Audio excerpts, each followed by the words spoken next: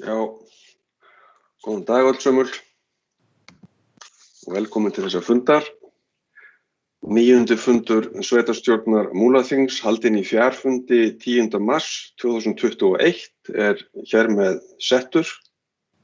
Áður en lengra haldið með dagskrá fundarins þá vil ég bera það undir fundinn hvort nokkrar athugasemdir séu gerðar við það að lið 7 sé bætt á dagskrána sem tillaga að breytingu á aðalskipulagi Djúpivogshrepps 2008 til 2020. Djúpivogur Innri Gleðivík, stækkun athafnasvæðis við Háu kletta. Einhver sem gerir athugasemdir við það? Það ekki. Þá lítið svo á að það hafi verið samþykkt samhljóða og þá göngum við til dagskrár sem samanstendur í dag af alls 31 lið.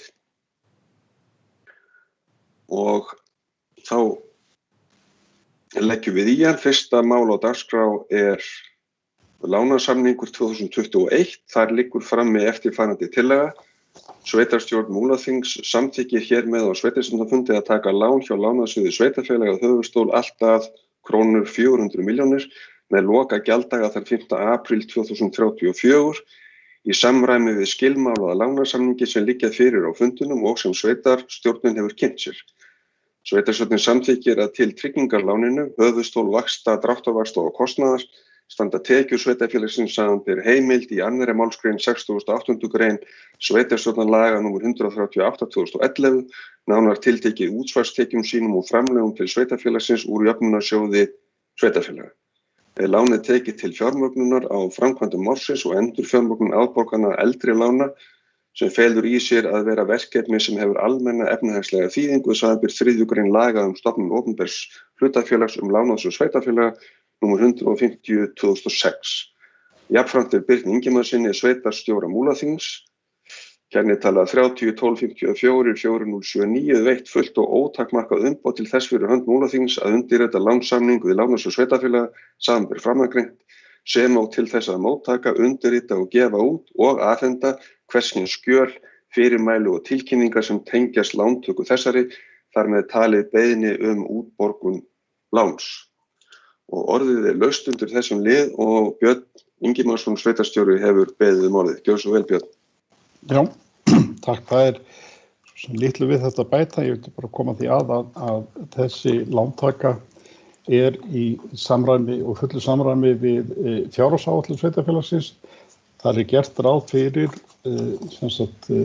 lántöku, við gerum ráð fyrir lántöku upp á tæpa 1200 milljónir hjá lánasjóði og það orðið samkomulag með lánasjóði og sveitarfélaginu. Við höfum ákveðið að brjóta þetta niður í þrennt. Þannig að við byrjum á því að taka 400 milljónir og svo göngum við á þessar lánsheimildir eftir því sem þurfast þykir og það kemur þá í ljós líka þegar líður árið hvort það verði þá þörf fyrir alla lántökuna. En þetta hins vegar bara svo það sé áréttað þá þetta í fullu samræmi við samþykkta fjárhagsáætlun sveitarfélagsins fyrir árið 2021. Takk fyrir þetta, Björn. Sveitarstjórnarfulltrúi Hildur Þórisdóttir hefur beðið orðið. Gjörðu svo vel, Hildur. Já, takk, forseti og fundarmenn. Mig langar að beina 2 spurningum til sveitarstjóra. Hvað komið inn af því fjármagni frá jöfnunarsjóði sem við áttum að fá vegna sameiningarinnar? Og geturðu farið hans yfir hvaða verkefni þetta eru sem þessi lántaka á að fara í? Takk. Takk fyrir þetta, Hildur. Björn Ingimarsson, sveitarstjóri, gjörðu svo vel. Varðandi framlagi jöfnunarsjóðs í tengslum við sameininguna þá megnið af ég ekki með töluna upp á krónu en megnið af greiðslunum fyrir árið 2020 komið inn en það hluti af því færist yfir á 2021. Ég sé ekki annað en að þær greiðslur verði alveg í samrámi við það sem við ætluðum og erum sátt við. Þessi fjármögnun, hún hugsuð í tvennt. Það annars vegar til að fjármagna fjárfestingar sem fyrirhugaðar eru á árinu og hins vegar í endurfjármögnun lána. Þannig var þetta lagt upp í okkar fjárhagsáætlun, það lánin eru svo sem ekki brotin niður sérstaklega á einstakar fjárfestingar, en þetta horft, lánsfjármögnun þess hugsuð til þess að geta það verði hægt að standa við heildar fjárfestingar áætlun sveitarfélagsins. Takk fyrir þetta, Björn. Sveitarstjórnarfulltrúi Eyþór Stefánsson hefur beðið um orðið. Gjörðu svo vel, Eyþór. Já, virðulegi forseti og gott fundafólk.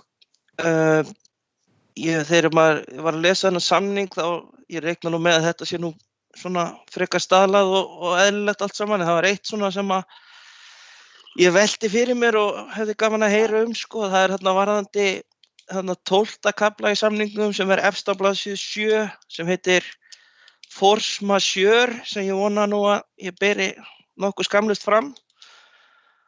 Ég reikna með að þetta sé nú bara einhver stöðlug klausa en núna á þessum tímum sem eru víst fordómalausir þó það sé ekki gaman að fara með þá tuggu að var þetta eitthvað rætt svona í samhengi við COVID og erum við ekki á barmi eldgos og ég veit ekki hvað og hvað, ekki að þetta sem felst í því að lánveitandi má gjaldfella eftirstöðvar lánsins með 60 daga fyrirvara í einhverjum algjörlega ekstrím aðstæðum á lélegri íslensku.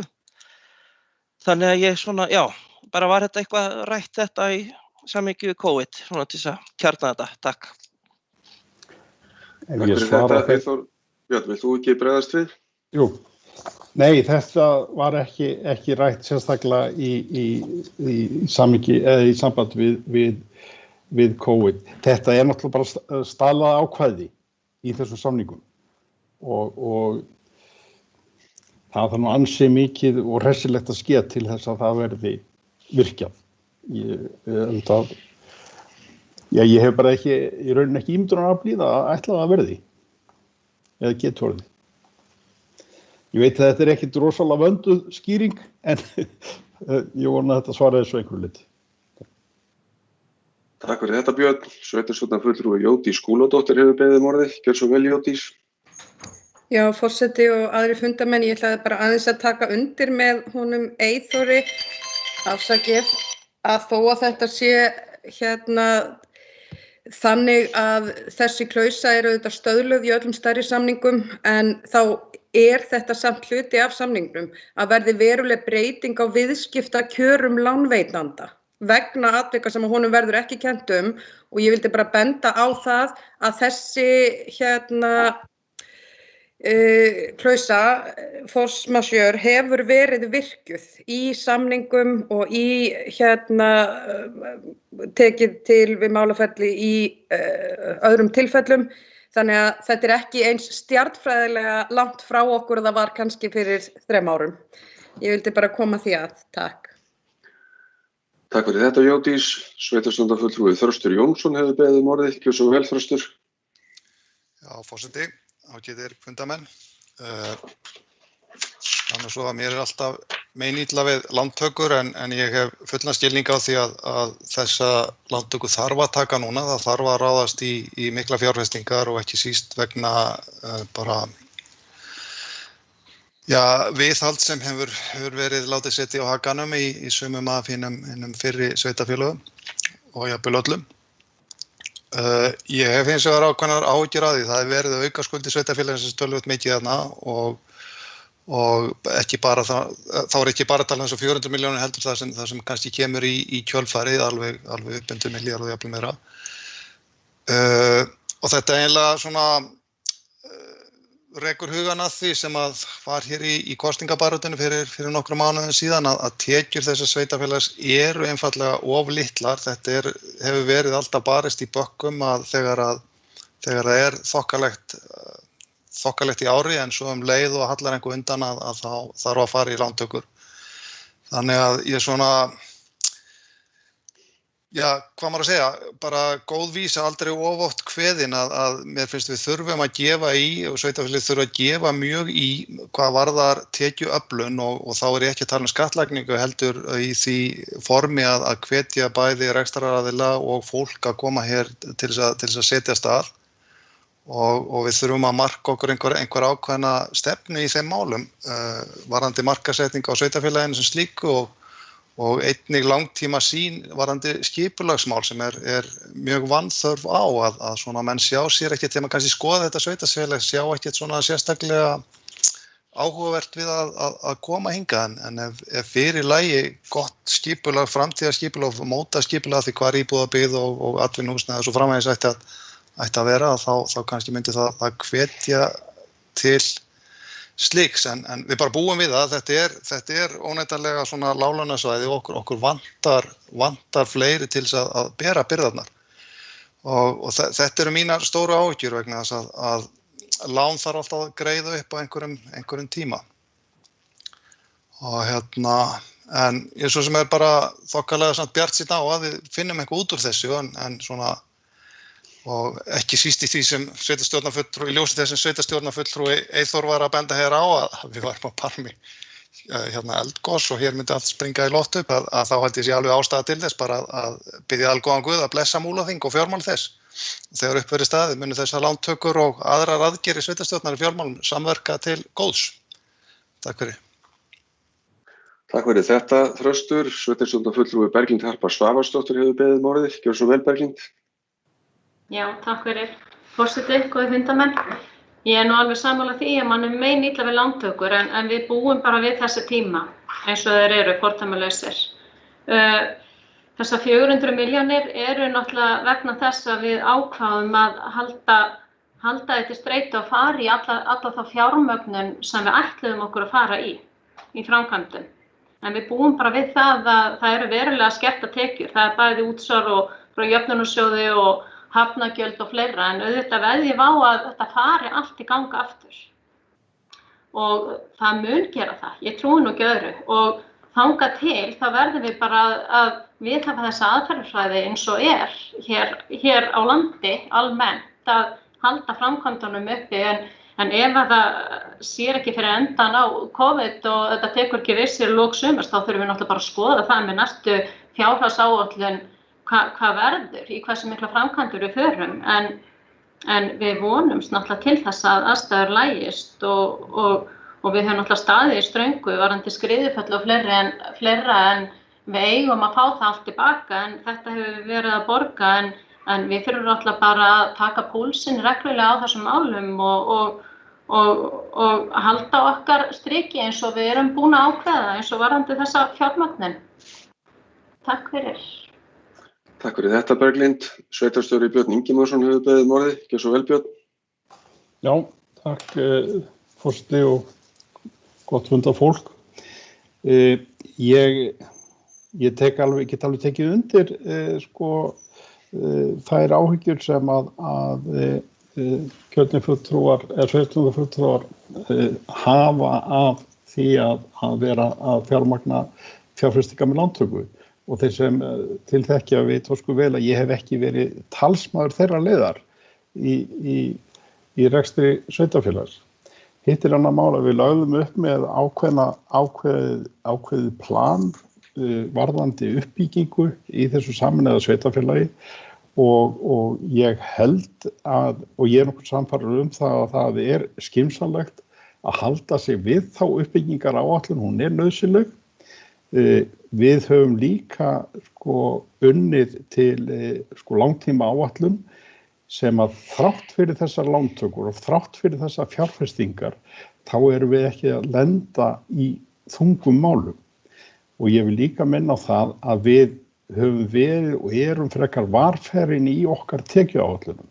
Ég geri mér frekar vonir það að við séum þar að áætla lægri tekjur heldur en raunin muni verða á. En ég get alveg tekið undir þetta og skil sko vel og það ég bara alveg sammála því við verðum að vera bara varfærin í því sem við gerum. En það bara mjög mikilvægt að við náum að byggja upp þá innviði sem við höfum ætlað okkur til framtíðar því það líka hluti af því að fá hér inn auknar tekjur, að hér séu þjónusta, góð þjónusta til staðar. Takk fyrir þetta, Björn. Sveitarstjórnarfulltrúi Jódís Skúlarsdóttir hefur beðið orðið öðru sinni. Gjörðu svo vel, Jódís. Já, forseti og aðrir fundarmenn. Ég ætla nú bara að taka undir það sem að hér hefur verið sagt, að auðvitað er gríðarlega mikilvægt og á þessum tímum sérstaklega að við spýtum í lófana og styðjum hér að uppbyggingu innan sveitarfélagsins og hér þarf að styðja við atvinnulífið, við þurfum að styðja við þá sem vilja flytja hingað og efla þetta sveitarfélag. En mig langaði að nota tækifæri til þess að minna okkur öll á það að við þurfum líka að fara vel með þá fjármuni sem við erum að bæði að fá að láni og fá frá ríki og öðru, að það að góð stjórnsýsla, gott skipulag, ábyrgð í öllu því sem við erum að gera hér sem kjörnir fulltrúar, það skiptir gríðarlega miklu máli. Og öll óreiða í okkar störfum sem kalla á aukafundi í nefndum eða eitthvað sé ekki eins og það á að vera eftir bókinni, það kostar peninga sem hægt væri að nýta til betri verka. Þannig að ég er að tala til okkar allra bara sem hér erum og sitjum í þessari stöðu að leggja okkur fram við að vanda til allra vinnubragða. Takk. Takk fyrir þetta, Jódís. Fleiri hafa ekki kvatt sér hljóðs. Jú, sveitarstjórnarfulltrúi Hildur Þórusdóttir hefur beðið orðið. Gjörðu svo vel, Hildur. Já, kærar þakkir, forseti og fundarmenn. Mig langar að biðja sveitarstjóra að fara aðeins yfir verkefnin sem á fjárfestingaráætlun svona fyrir þá sem eru kannski að horfa á útsendinguna en hafa nú kannski ekkert kafa mjög djúpt ofan í fjárfestingaráætlun Múlaþings til næstu ára. Takk. Takk fyrir þetta, Hildur. Björn, ætlar þú að bregðast við þessu?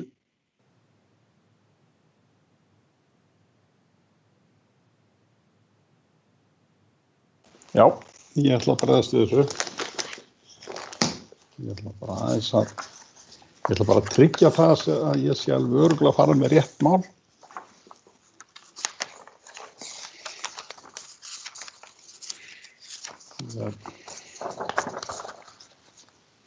Sko það sem við erum að horfa til í rauninni í fjárfestingum á þessu ári í A-hluta sveitarfélagsins, það eru fjárfestingar upp á rétt 1233 milljónir.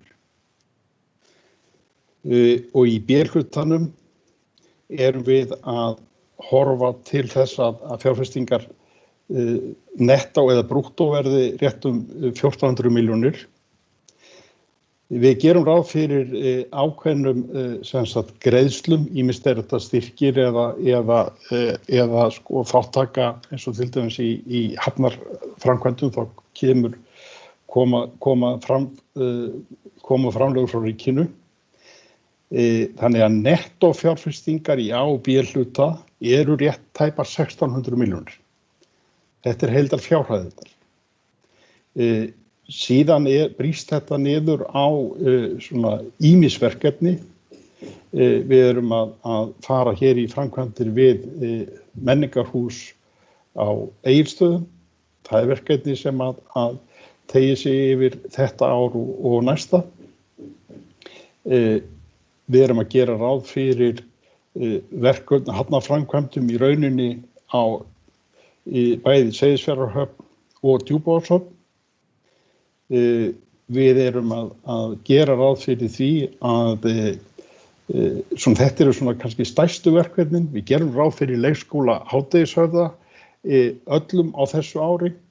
Við gerum ekki ráð fyrir því öllu á þessu ári en verulegum hluta. Væntanlega mun eitthvað af þeirri fjárfestingu færast meira yfir á næsta ári. Þannig að það heldar áætlunin þar upp á 540 milljónir og hafa gert ráð fyrir 380 milljónum á þessu ári. Þannig og síðan er þetta svona brotið niður á svona einstök minni verkefni. En þetta er svona heildarmyndin. Takk fyrir þetta, Björn. Nú fleiri hafa ekki hvatt sér hljóðs undir þessum lið. Ég ætla nú ekki að lesa tillöguna alla upp aftur. Ég gerði það áðan. En tillagan liggur fyrir og gerir engin athugasemdir við hana, þá lít ég svo á að hún sé samþykkt samhljóða og enginn gerir við það athugasemdir og þá telst tillagan samþykkt samhljóða. Og við snúum okkur að lið 2 á dagskránni sem samningur framsal á einkarétti og flutning eigna til HEF. Fyrir liggur bókun byggðarráðs Múlaþings dagsett 2. mars 2021 þar sem lagt til að sveitarstjórn veiti sveitarstjóra umboð til að undirrita samninga varðandi frágang kaupa Hitaveitu Egilsstaða og Fella og veitum sveitarfélagana sameinast hafa í Múlaþing. Jafnframt lagt til að sveitarstjóra verði veitt umboð til að undirrita samninga og framsal á einkarétti Múlaþings til vatns- og fráveitustarfsemi til Hitaveitu Egilsstaða og Fella. Og eftirfarandi tillaga liggur fyrir fundinum. Sveitarstjórn Múlaþings samþykkir fyrirliggjandi tillögur byggðarráðs Múlaþings varðandi samninga framsal á einkarétti og eignum til Hitaveitu Egilsstaða og Fella og veitir sveitarstjóra umboð til að undirrita gögn því tengjast. Og orðið laust undir þessum lið. Sveitarstjóri Björn Ingimarsson hefur beðið orðið. Já, forseti og gott fólk. Bara svona til þess að fylgja þessu aðeins úr hlaði, þá þetta í rauninni bara í samræmi við það sem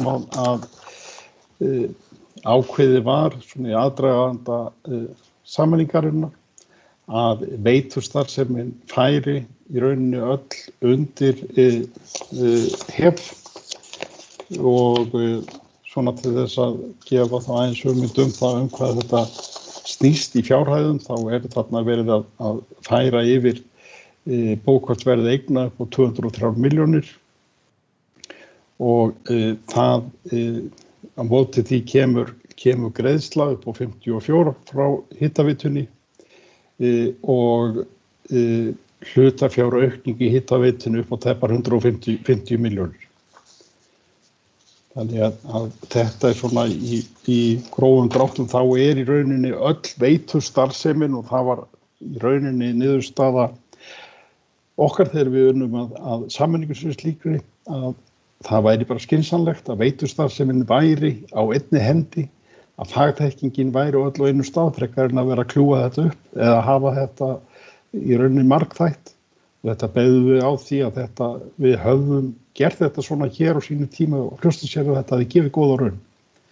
Og þannig að það svona ástæðan fyrir að það ákveðið að vera með þetta allt á einu stað frekar en að hafa þetta aðskilið eftir kjörnum. Það ekki fleira. Takk. Takk fyrir þetta, Björn. Orðið laust undir þessum lið.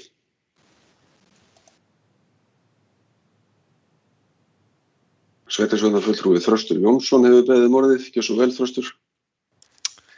Já, svona bara örstuðt, þetta mikla breytingar hjá Hitaveitunni og þarna þeir að taka yfir stóra hluti og ég svona smá áhyggjur af því hvernig það mun ganga en vonandi mun það nú allt fara vel sko en það aftur bara eins og með kannski fyrirliðin og þarna er fyrirtækið okkar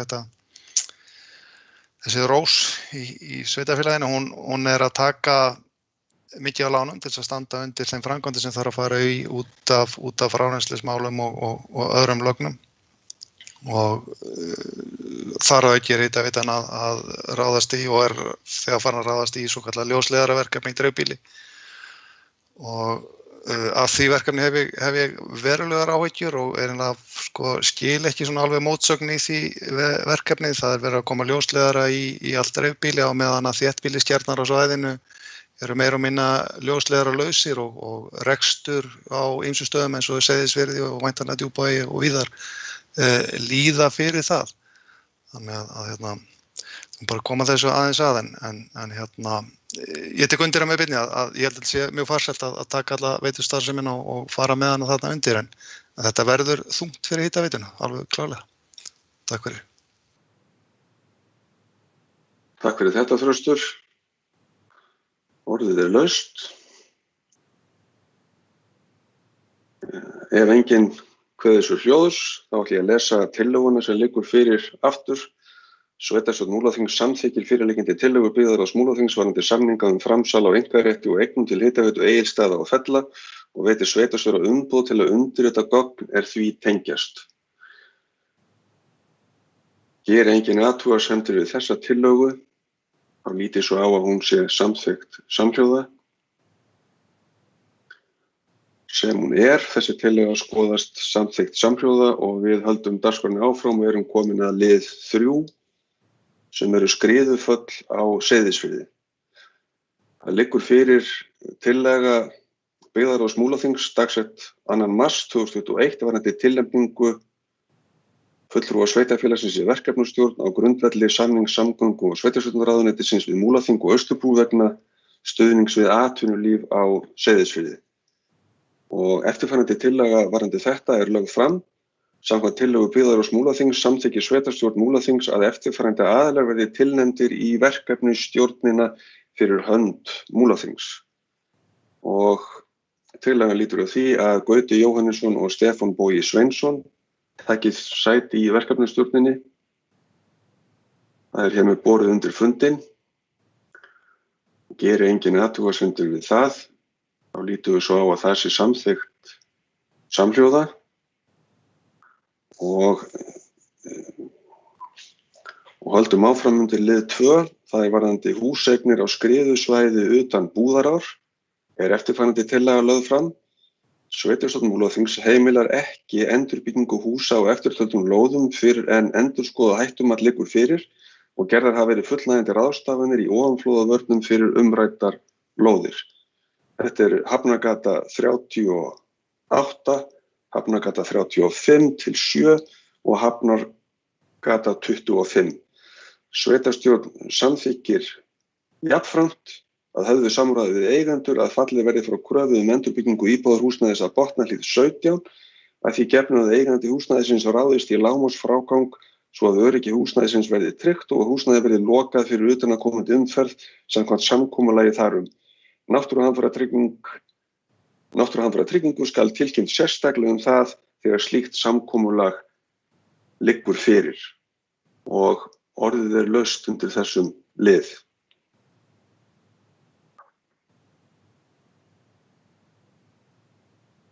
Sveitarstjórnarfulltrúi Þröstur Jónsson hefur beðið orðið, gjörðu svo vel Þröstur.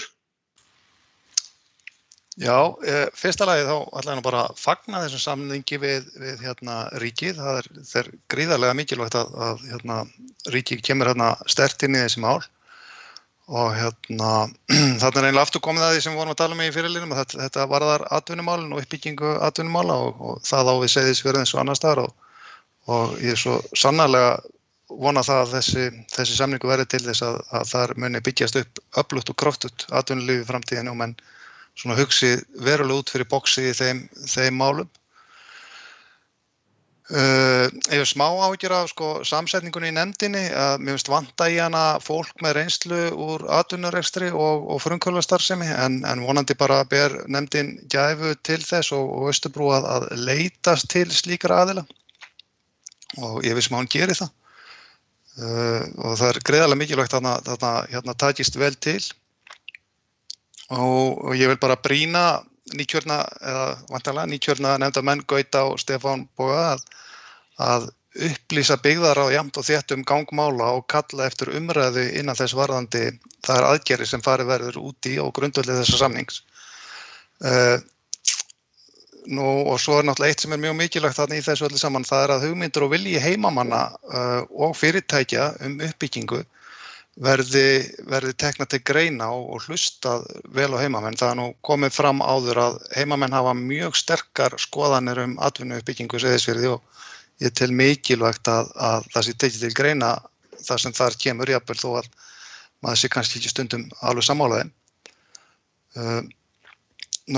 Ég bara vona að þetta verði, sóknardrifin hugsun verði þarna leiðarljósi og menn hugsi vel út fyrir boxið í atvinnumálum. Það sé ekki alltaf svona alveg fasti kannski í því sem hefur verið heldur hlusti og hugsi vítt og breitt hvað getur komið til þarna í atvinnumálum.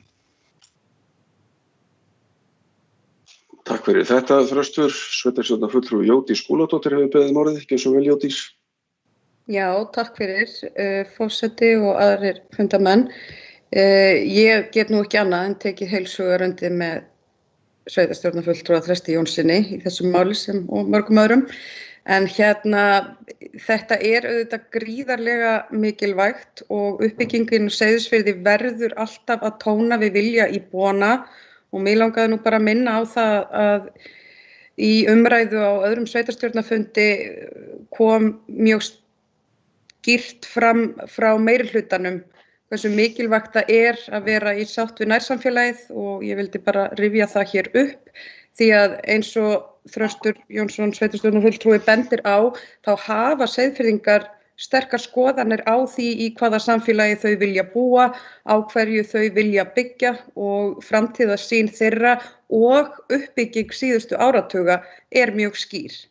Og ég held að sé gríðarlega mikilvægt að horfa einmitt svolítið út fyrir bóksið, horfa til fjölbreytileikans og ég held að það gildi nú reyndar allt sveitarfélagið, að við megum ekki vera mjög þröng sýn og horfa alltaf í eina átt þegar við horfum til atvinnuuppbyggingar.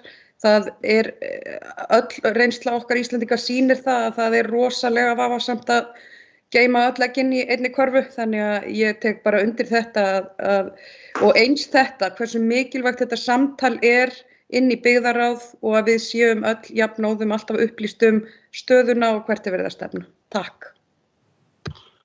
Takk fyrir þetta, Jódís. Sveitarstjórnarfulltrúi Hildur Þórusdóttir hefur beðið orðið. Gjörðu svo vel, Hildur. Já, takk forseti og fundarmenn. Ég ætla líka að taka undir orð Þrastar. Það bara rosalega mikilvægt að við tökum svona frumkvöðla inn í þessa vinnu sem framundan af því það svo mikilvægt að hugsa út fyrir kassan þegar að kemur að atvinnutækifærum og það alveg ljóst að það ákveðin fjölbreytni sem hefur skort ekki bara Seyðisfirði heldur kannski líka á Austurlandi öllu og það tækifæri í störfum án staðsetningar sem að ég hef sagt áður að ég sé honum verulega langeig eftir að sjá að ríkisstjórnin standi við sín orð og sinn ríkisstjórnarsáttmála þau. Hvað varðar Silfurhöllina, þá náttúrulega það alveg ljóst að það gríðarlega mikilvægt að það rísi sambærilegt hús sem að hefur það hlutverk sem að Silfurhöllin gegndi. Við mistum atvinnulífið á Seyðisfirði misti ansi mikið þegar Silfurhöllin fór. Og lokum það bara þakkavert hvað ríki hefur stutt vel við baki okkur í þessu risastóra verkefni, þessu fjalli sem við erum að klífa núna. Takk. Takk fyrir þetta, Hildur. Sveitarstjórnarfulltrúi Berglind Harpa Svavarsdóttir hefur beðið orðið. Gjörðu svo vel, Berglind. Takk fyrir, forseti góðir fundarmenn. Það varðandi þetta mál. Ég alveg sammála, það þarf að gera mjög vel í þessum málum. Austurbrú með verkefnastjórnina í þessu máli og hafa unnið alveg gífurlega gott starf og það starf byggist á því að það búið að vera þétt og gott samtal við þá atvinnurekendur sem eru á Seyðisfirði nú þegar. Þannig að á þessu byggist einmitt sú vinna af því samtali og þeim möguleikum og hvað hægt að gera til þess að hjálpa því fólki og þeim fyrirtækjum að halda áfram og standa og fætur á ný og einnig verða auðvitað nýsköpun fyrir fleiri. Ég vil bara benda á líka í einan verkefnahóp þá var farið fram á við heimastjórn Seyðisfjarðar að 2 úr heimastjórn kemur fram og við höfum við erum búin að manna í þá nefnd. En þetta mjög mikilvægt starf sem framundan og ég alveg sammála sveitarstjórnarfulltrúa Hildi Þórisum húsnæðismálin og við höfum þessi verkefnastjórn tekið einn fund saman og okkur liggur þetta ljóst og það verður að finna bót á þessu máli og hvort það verði álíka húsnæði sem komi til en við munum ýta á eftir því og það hafa margar hugmyndir komið fram. En við sem höfum allavega fengið setið þá í þessum hóp eftir þennan formlega fund að við munum gera vel og vera í góðu samtali við Seyðisfjörð, alveg ekki spurning, bara eins og verið hefur. Takk fyrir. Takk fyrir þetta, Berglind. Sveitarstjórnarfulltrúi Stefán Bogi Sveinsson hefur beðið orðið. Gjörðu svo vel, Stefán. Já, forseti og ágætt að funda fólk. Mér nú sagan hugleikin og á fjórða áratug 20. aldar að þá skipaði ríkisstjórnin svokallaða skipulagsnefnd atvinnumála og nú seinna kölluð Rauðgarendar sem var bara falið að endurskipuleggja atvinnulíf á Íslandi til sjávar og til sveita. Ég ætla nú bara að nefna það hér að það sem verið skipað í hérna núna ekki þannig nefnt. Það ekki okkar hlutverk að endurskipuleggja eða ákveða með einum öðrum hætti einmitt hvað á að leggja áherslu á í atvinnuuppbyggingu á Seyðisfirði. Þetta náttúrulega fyrst og síðast hópur sem á að reyna að nýta þá fjármuni sem að ríkið hefur sett í þetta til þess að, styðja við það atvinnulíf sem á staðnum og kannski stendur höllum fæti vegna afleiðinga þessara náttúruhamfara og svo að svona greina og styðja þá frumkvöðla sem að vilja stíga inn og nýta ný tækifæri til að byggja upp. Og þannig að varðandi aðkomu einmitt frumkvöðla og þeirra sem hafa staðið í rekstri að auðvitað munu þeir hafa aðkomu að þessari vinnu en það kannski fyrst og síðast þeir sem að við ætlum það hlutverk einmitt að stíga upp núna og við reynum að hjálpa þeim með þessum fjármunum. Þannig að það okkar hlutverk sem við sitjum í þessum hópi, þeir sem að standa í rekstrinum og þeir sem eru tilbúin til þess að taka þann slag að fara í nýjan rekstur. Við reiðum okkur á það að þeir séu tilbúin að leggja fram einmitt hugmyndir og benda á tækifæri og það þannig sem að við vinnum þetta áfram. Og það ég alveg viss að verður, það eru fjöldamörg tækifæri og ég hef engar áhyggjur af því að þetta muni verða einhver þvílík slagsíða á þessu að þetta endi allt bara í einhverjum einum geira eða einhverjum einum stað í atvinnulífinu.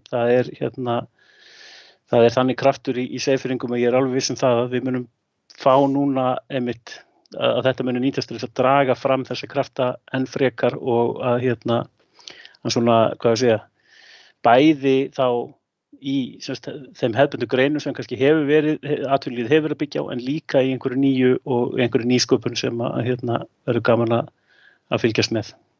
Þannig ég hlakka allavega til vinnu hópsins og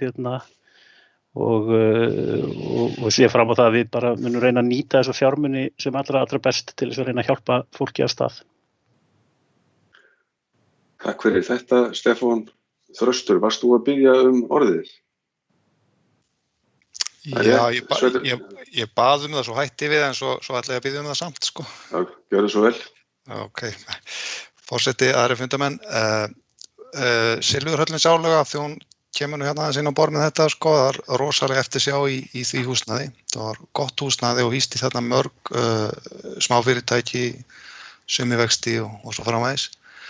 Og var töluvert reiðarslag fyrir þau fyrirtæki sem þarna voru inni en ég veit ekki hvort það viðeigandi hér á sveitarstjórnarfundi en ég ætla samt að varpa þessu fram þetta er svona djörf hugmynd og það bara til hugsunar og kannski til gamans en einhvern tímann í september þá kom ég upp á Efraloftið í Gamla ríkinu sem nú eitt af þessum húsum sem til umfjöllunar hér á eftir ef ég veit rétt að það gríðarlegt pláss og óbóðslega skemmtilegt pláss og ég ætla bara að varpa það fram þeirri hugmynd að þetta pláss sem hvort sem að Gamla ríki verður það sem núna verður flutt að þarna pláss sem yrði mjög skemmtilegt skrifstofurými ef menn innréttuðu það rétt.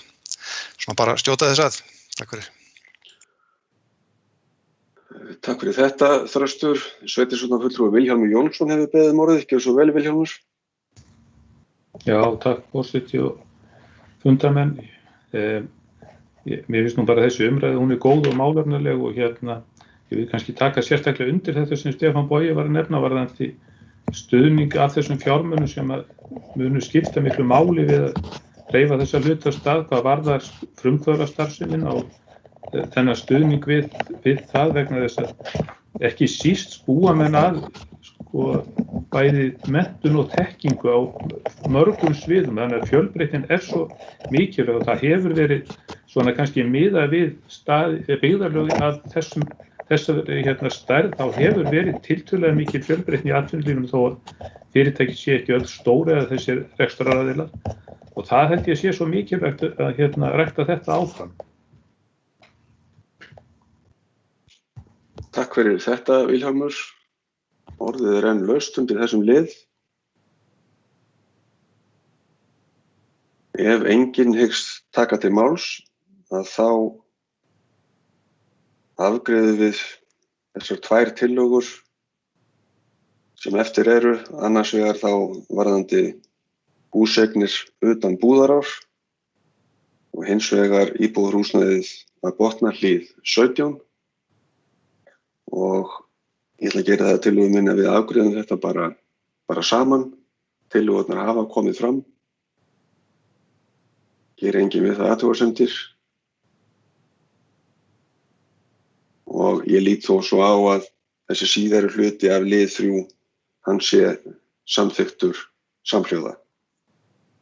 Og þá erum við komin að lið 4, ráðgjafarnefnd vegna eldri húsa á hættusvæðum. Það liggja fyrir drög að erindisbréfi og tillaga að skipan ráðgjafarnefndar sem ætlað er að gera tillögu til umhverfis- og framkvæmdaráðs um ráðstafanir vegna húsa á og nærri skriðusvæði utan Búðarár á Seyðisfirði og eftirfarandi tillaga er lögð fram. Sveitarstjórn Múlaþings samþykkir framlagt erindisbréf og eftirtaldir aðilar taki sæti í ráðgjafarnefndinni. Tilnefndir úr heimastjórn Seyðisfjarðar eru Ólafur H. Sigurðsson og Rúnar Gunnarsson.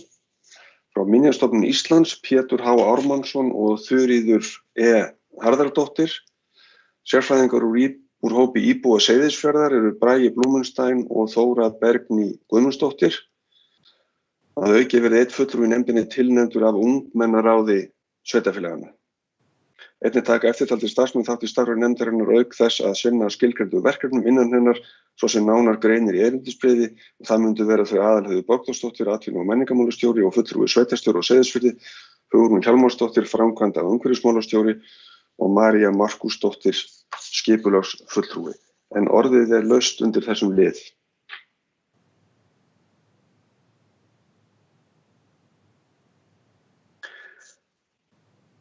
Hyggist enginn taka til máls undir þessum lið, þá er þessi tillaga hér með borin upp og geri enginn við hana athugasemdir, þá lítið svo á að hún sé samþykkt samhljóða.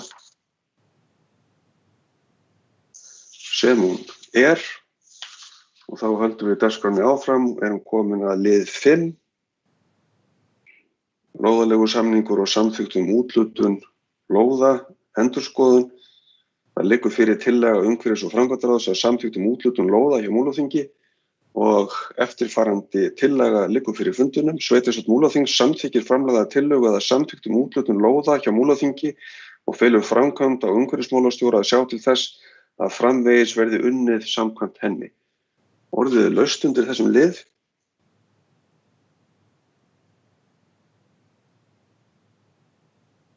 Það kveður sér engin hljóðs utan sveitarstjórnarfulltrúi Þröstur Jónsson. Gjörðu svo vel, Þröstur. Vandræði með músina. Fundarstjóri, forseti og aðri fundamenn.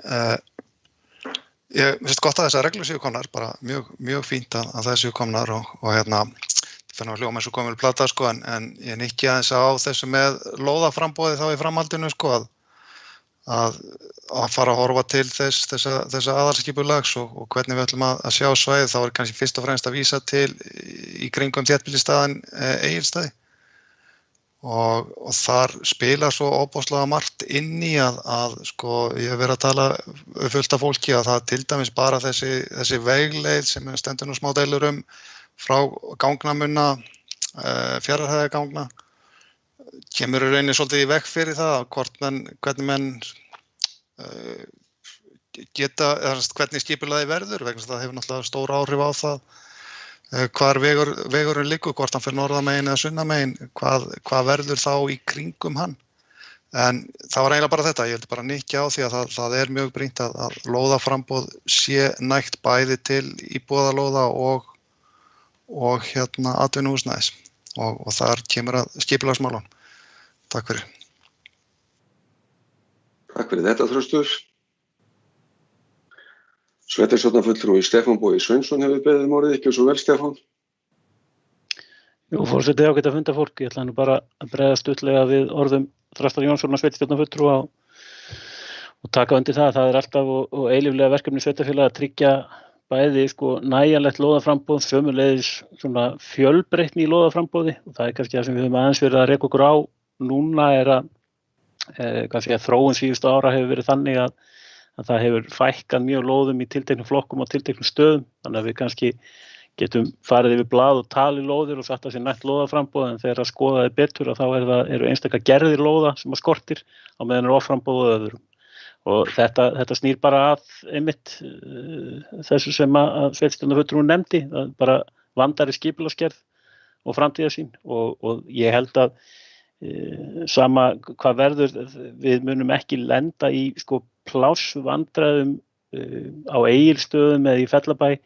Það kannski meiri ástæða til að hafa áhyggjur af því eins og á Seyðisfirði þar sem að land takmarka og við þurfum að vanda vel til verka þar.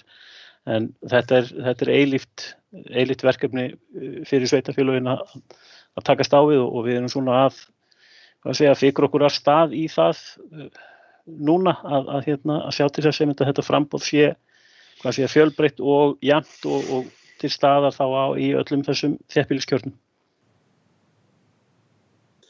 Takk fyrir þetta, Stefán. Sveitarstjórnarfulltrúi Hildur Þórusdóttir hefur beðið orðið. Gjörðu svo vel, Hildur. Já, takk forseti og fundarmenn. Mér langaði svona að spyrja út í vinnuhópinn sem var settur saman sín tíma sem að svona rýndi þessa valkosti á Héraði. Var ekki hugmyndin með þeim hópi að þar kæmist menn að niðurstöðu? Hvaða valkostur væri skynsamlegastur í stöðunni? Takk.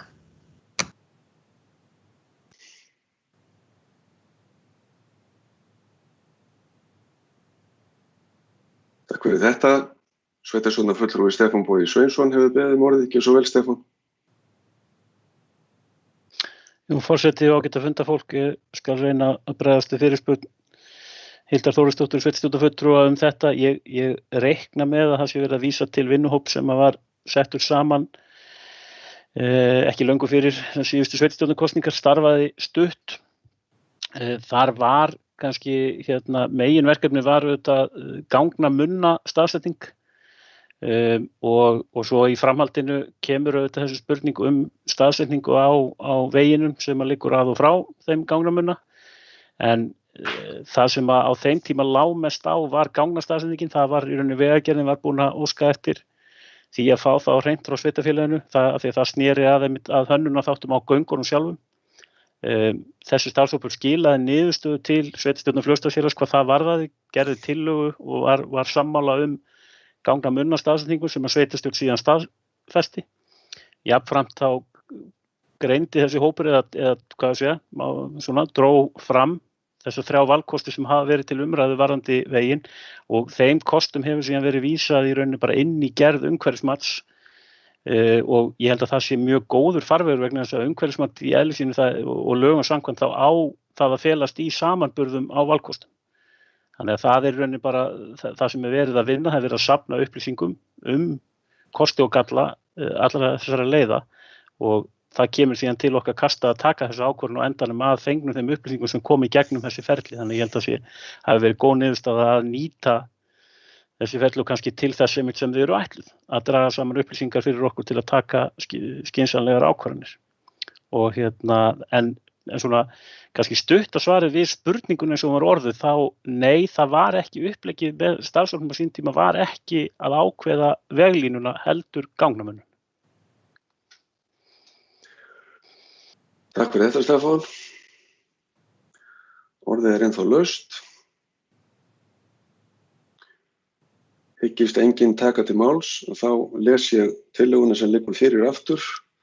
Sveitarstjórn Múlaþings samþykkir framleiða tillögu að samþykktum úthlutun lóða hjá Múlaþingi og felur framkvæmda og umhverfismálastjóra að sjá til þess að framvegis verði unnið samkvæmt henni. Þessi tillaga liggur fyrir fundinum. Geri enginn athugasemdir við hana þá líti svo á að hún sé samþykkt samhljóða. Sem hún er.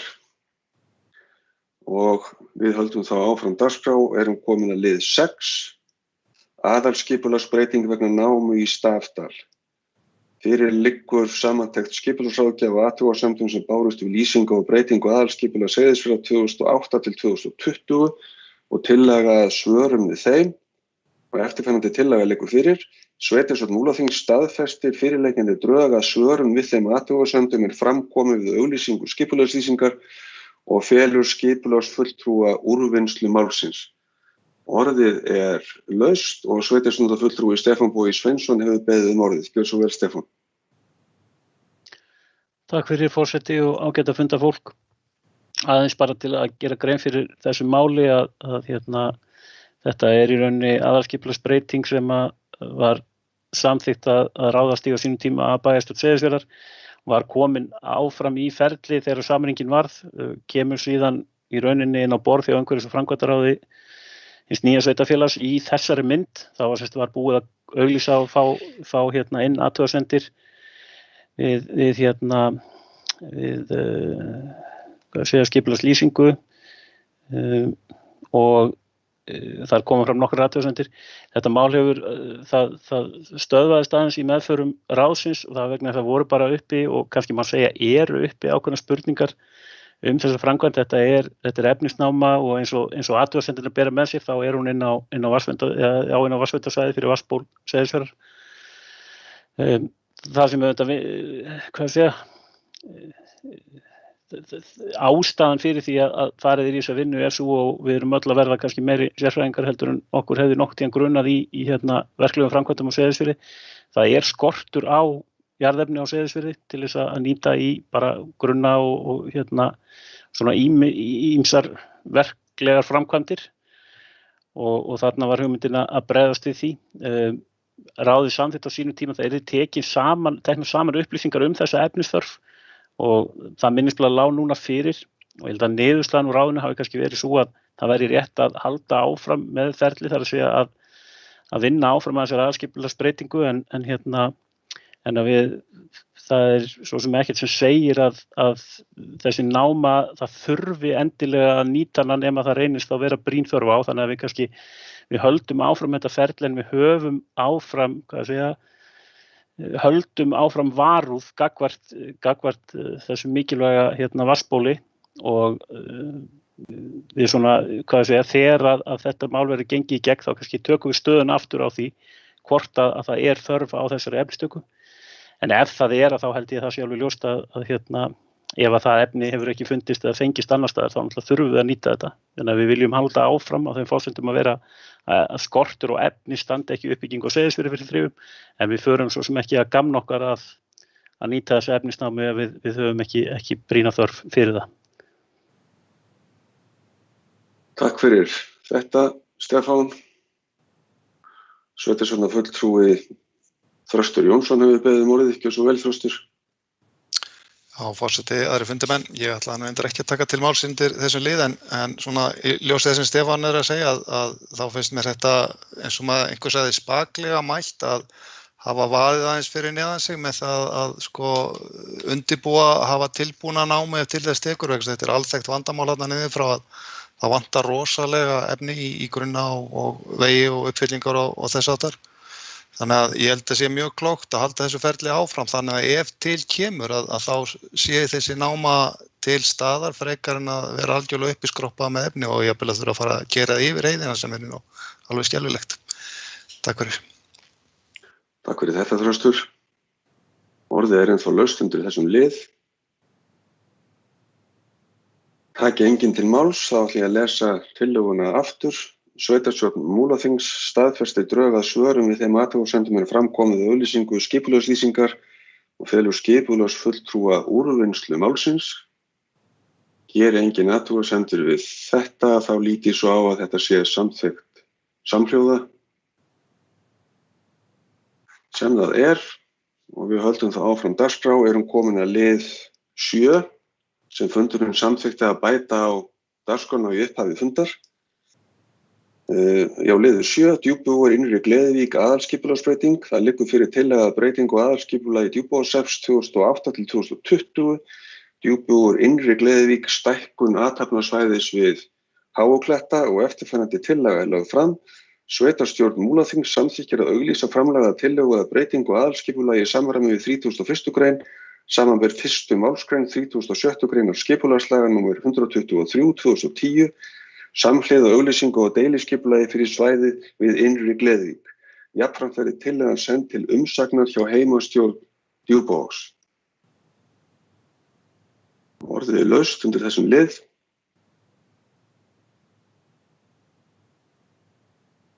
Sveitarstjórnarfulltrúi Jódís Skúladóttir hefur beðið orðið, gjörðu svo vel Jódís.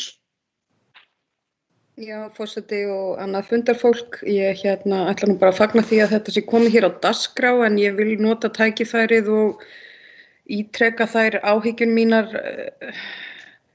bara almennt af skipulagsmálum í sveitarfélaginu. Við erum ítrekað að lenda í að þurfa að vera að laga okkur og bæta og það vel, en ég vil bara nota þetta tækifæri að ég hef nú að ég held 3. mánuð kallað eftir því að kjörnir fulltrúar, formenn heimastjórna, starfsfólk skipulagssviðs og sveitarstjóri fái fund þar sem að verði farið almennilega yfir alla ferla skipulagsmálana. Þetta gríðarlega stór málaflokkur innan stórs sveitarfélags og það alveg nóg eins og við öll þekkjum. Þetta tekur allt langan tíma, þetta eru flókin mál, fólk ýmist í sínu einkalífi að framkvæma, byggja hús eða bæta, þetta snertir atvinnulífið. Og eins og ég kom inn á hérna áðan þá kosta allar þessar tafir ekki bara sveitarfélagið, heldur líka einstaklingana sem að þurfa að bíða eftir úrlausnum. Þetta kostar fjármuni og það bara mín skoðun, við verðum að gera betur og því kalla ég enn og aftur eftir því að við förum yfir þessa ferla, styttum tímann og höfum þetta skilvirkara. En í þessu tilviki þá að ræða mál sem var komið inn á borð umhverfis- og framkvæmdaráðs í byrjun janúar og ég ekkert að kenna einum eða neinum við verðum bara öll einhvern veginn að slípa betur saman og gera þetta þannig að málin gangi hraðar og þarna að ræða til dæmis þarna athafnasvæði á Djúpavog fyrir liggur að þarna á að fara að byggja upp stóran atvinnurekstur sem að skiptir íbúana máli, þarna skapa störf. Það ýmislegt sem við erum að horfa til. Þetta keðja og leið og einn hlekkurinn eitthvað veikur eða slitinn, þá bara tími, fjármunir og þetta hefur bara snjóbolta áhrif. Þannig að ég bara einlæglega biðla til þess að við bætum okkur. Takk. Takk fyrir þetta Jódís. Sveitarstjórnarfulltrúi Stefán Bogi Sveinsson hefur beðið orðið, gjörðu svo vel Stefán. Jú, forseti og ágæta fundarfólk. Í þennan bænarhring skal ég glaður ganga með sveitarstjórnarfulltrúa Jódísi Skúladóttur og biðla til okkar allra að við bætum okkur. Ég ætla að segja við höfum rekið okkur á rosalega margt á þessum fyrstu mánuðum okkar í þessu nýja sveitarfélagi og í þessu nýja og óþekkta umhverfi þar sem við erum að spila saman með ráð og svo heimastjórnir og sveitarstjórn og það eru mistök gerð og það verða yfirsjónir og það líka kannski það sem að gerist líka að mál kannski lenda einhvers staðar þar sem að óljóst hver tekur boltan áfram. Í þessu tilfelli erum að ræða skipulagsbreytingu sem samþykkt hjá umhverfis- og framkvæmdaráði. Þar sem að þarna aðalskipulag og deiliskipulag, þá fer aðalskipulagið fara fyrir sveitarstjórn, deiliskipulagið fyrir heimastjórn. Í þessu tilfelli fór deiliskipulagið áfram til heimastjórnar en aðalskipulagið aldrei fyrir sveitarstjórn. Og þess vegna erum við með það hér og þetta uppgötvaðist bara eftir athugasemd frá Skipulagsstofnun. Okkar skipulagsviðinu í bara mjög góðu samtali við starfsfólk Skipulagsstofnunar og þar var bent á þetta og þess vegna kemur þetta svona bratt inn. Við erum að reyna að ráða bóta á þessum mistökum sem þarna voru gerð. En það dregur síðan oft dilk á eftir sig líka og þetta það nú kannski það sem að gerir það svo mikilvægt að vanda til verka alveg frá upphafi. Til dæmis það að sveitarstjórn var ekki búin að samþykkja það sem að liggur hér fyrir að auglýsa aðalskipulagið gerir það verkum að fyrri samþykkt heimastjórn og Djúpavogs að auglýsa deiliskipulagið ógild. Og þess vegna þarf heimastjórn að funda aftur núna til að samþykkja aftur nákvæmlega sama. Það að segja auglýsingu deiliskipulags. Og þetta við lærum hratt á öllum þessum atriðum og ég bara tek heilshugar undir með sveitarstjórnarfulltrúanum Jódísi að við þurfum svona rýnifund af því að nú erum við búin að sjá hvernig þetta í praxis og það eru alveg strax komnar svona ábendingar og vangaveltur hluti sem við getum breytt og lagað aðeins í okkar kerfum til þess að hlutinni gangi betur fyrir sig.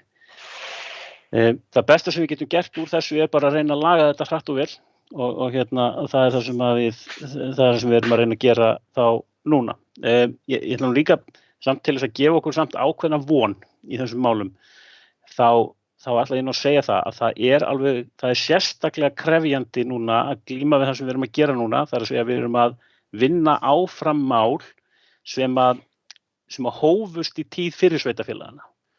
Og með þessu ég alls ekki að segja að það hafi verið í einhverju súrrandi ólagi það sem var verið að gera í tíð fyrir sveitarfélaga, heldur að það alltaf svolítið erfitt að taka eitthvað sem hefur ekki verið þitt verkefni. Og þú veist það var ekki bara ekki bara aðra nefndir heldur annað starfsfólk og bara aðrar stjórnsýslu einingar sem voru að vinna þau mál.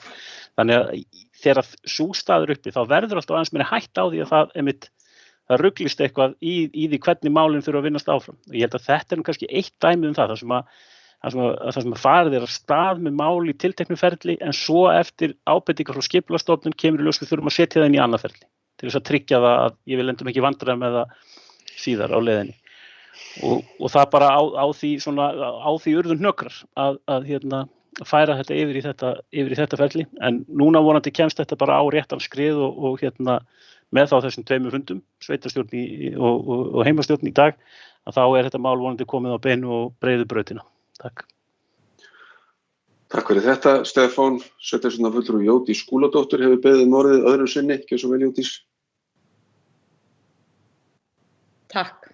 Já, ég vildi nú bara bregðast við og þakka Stefáni Boga Sveinssyni sveitarstjórnarfulltrúa fyrir hans orð og ég ger mér mjög vel grein fyrir því að öll erum við að læra og það var auðvitað vita frá upphafi að þetta yrði púsluspil að koma saman mörgum og ólíkum kjörnum og með þessu nýnæmi að hafa heimastjórnir og ég ætla nú ekki að draga úr því að við erum að gera að mörgu leyti mjög vel og þetta gríðarlega mikilvægt og ég held og eins og ég hef oft sagt forsendur sameiningarinnar voru heimastjórnirnar að skipulagsvald meðal annars héldist í héraði, ekki upp á héraði, heldur í heimahéraði og það auðvitað mjög dýrmætt og það þarf að halda vel. En svo ég vísi nú bara aftur í þá ég ekki endilega að tala þetta ákveðna skipulagsmál í Gleðivíkinni. Það eru mörg og mikilvæg skipulagsmál í farvatninu og ég tek alveg undir það og ég held að það sé í öllum gömlu kjörnunum eru einhver mál sem voru á einhverri vegferð fyrri sveitarstjórna, sumt gekk vel, annað ekki, en það sem skiptir bara mestu máli í dag það að vera ekki föst í því að horfa til fortíðar, heldur bara að koma þessum stóru hlutum í lag innan Múlaþings þannig að þessi verkefni gangi greitt. Og mig langar líka að benda á það að auðvitað skipulagssviðið í Múlaþingi það hefur stækkað, það hefur verið ráðið inn fólk, en ég ætla bara að leyfa mér að segja að betur þarf ef duga skal.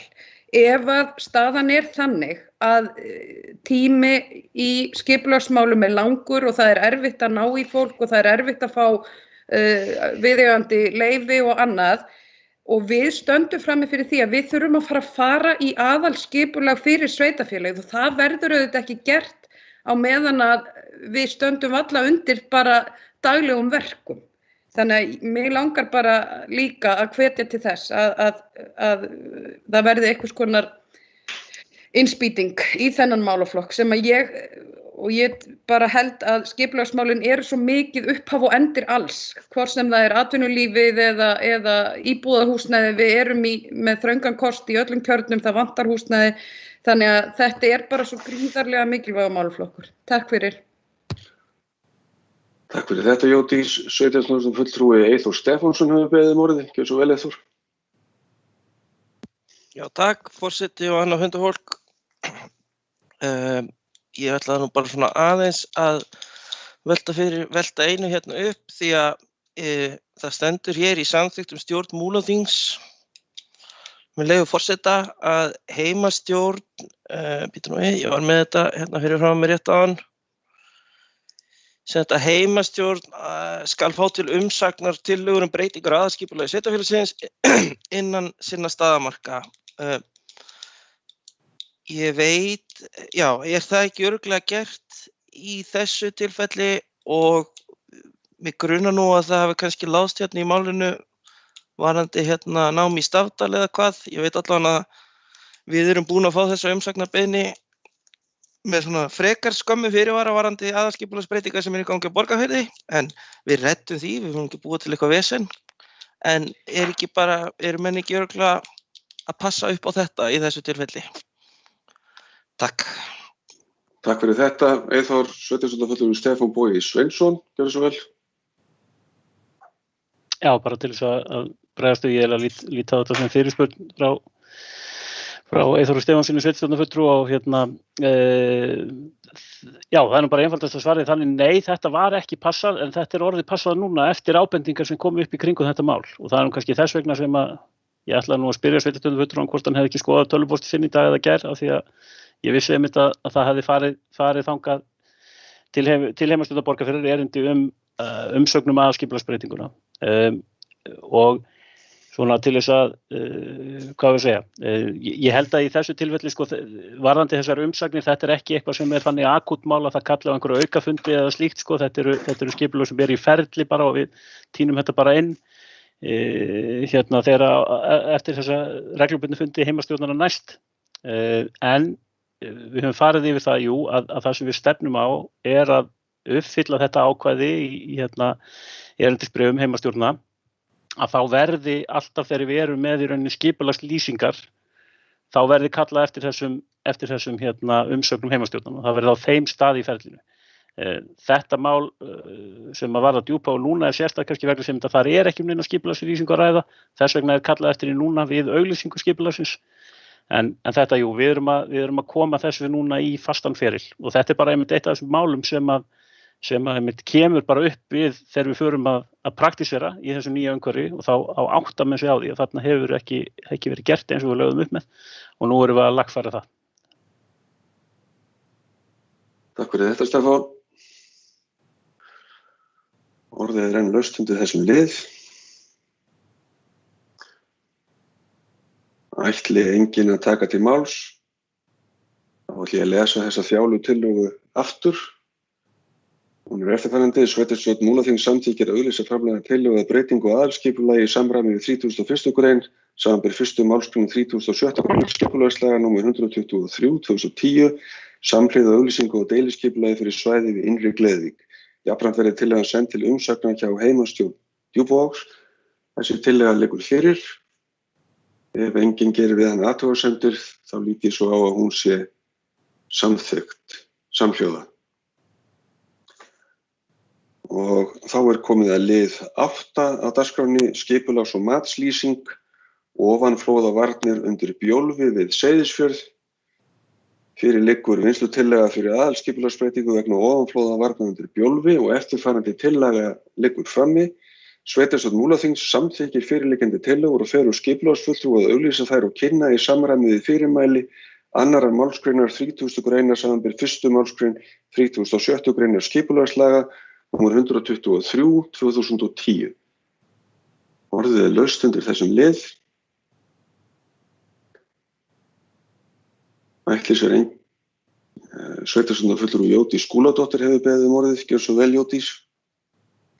Já, forseti og annað fundafólk, mér langar kannski bara, ég veit eiginlega ekki hvert ég á að beina spurningunni, hvort það til Björns eða bara til Seyðfirðinganna sem hér sitja, en í þessu ferli við höfum fengið mjög góðar kynningar á þessu, en í þessu ferli heyrðust ákveðnar óánægjuraddir með varnir sem að vísuðu inn á athafnasvæðið og mér langaði bara eiginlega að spyrja, komin sátt í þetta endanlega eða var einhver lausn fundin? Ég veit ekki hvernig ég á að spyrja, Hildur, kannski, sveitarstjórnarfulltrúi. Sveitarstjórn Björn, já, sveitarstjórnarfulltrúi Hildur Þórusdóttir til svara, gjör svo vel. Ég skal reyna að svara þessu. Nei, ég held að það sé ekki komin sátt í málið. En hins vegar kannski svolítið seint að vera að bakka með þessa hönnun og þessa framkvæmd sem að er búið að vera að vinna að síðustu ár, en ég held að sé mjög brýnt að við vinnum þetta áfram þannig að atvinnusvæðið sem þú ert að vísa í verði varið líka. Og við höfum líka bara séð það núna í skriðunum að atvinnulífi okkar er ekki eins vel varið, svona réttindarlega séð eins og heimilin. Þannig að ég held að sé mjög brýnt næsta skref við skoðum það hvernig sé hægt að verja þetta atvinnusvæði líka. Takk. Takk fyrir þetta Hildur. Sveitarstjórnarfulltrúi Stefán Bogi Sveinsson, gjör svo vel. Jú, takk forseti og ágætt að funda fólk. Ég svo sem kannski bara segi það sama og sveitarstjórnarfulltrúi Hildur Þórusdóttir. Það hafa ekki verið gerða breytingar í kjölfar þessara radda en kannski bæti því þó við að eins og ég skildi þá kynningu sem við fengum á forsendum hönnunarinnar og þú veist hvað væri verið að verja og að þá held ég að já, ég ætla að leyfa mér að fullyrða það, allavega út frá mínu skilningi á því sem þar kom fram, að í fyrsta lagi að þá væri ekki hægt að breyta þessari hönnun sem að þarna er lögð til grundvallar nema þá að, hvað við segja, að auka hættu annars staðar. Getum við sagt að það er að segja að ef það eru gerðar einhverja breytingar þarna með því að til dæmis að breyta staðsetningu leiðigarðsins eða eitthvað slíkt, að þá myndi það leiða til þess að hann yrði síður öruggur þá gagnvart þeim hagsmunum sem sannarlega á að reyna að verja, sem er íbúðabyggðin.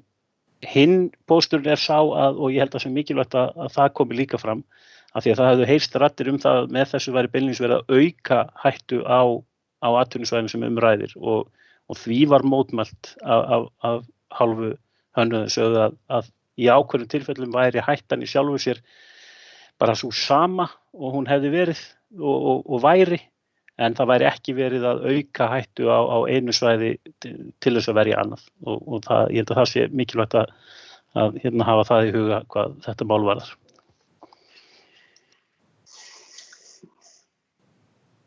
Takk fyrir þetta Stefán. Sveitarstjórnarfulltrúi Vilhjálmur Jónsson hefur beðið gjör svo vel, Vilhjálmur.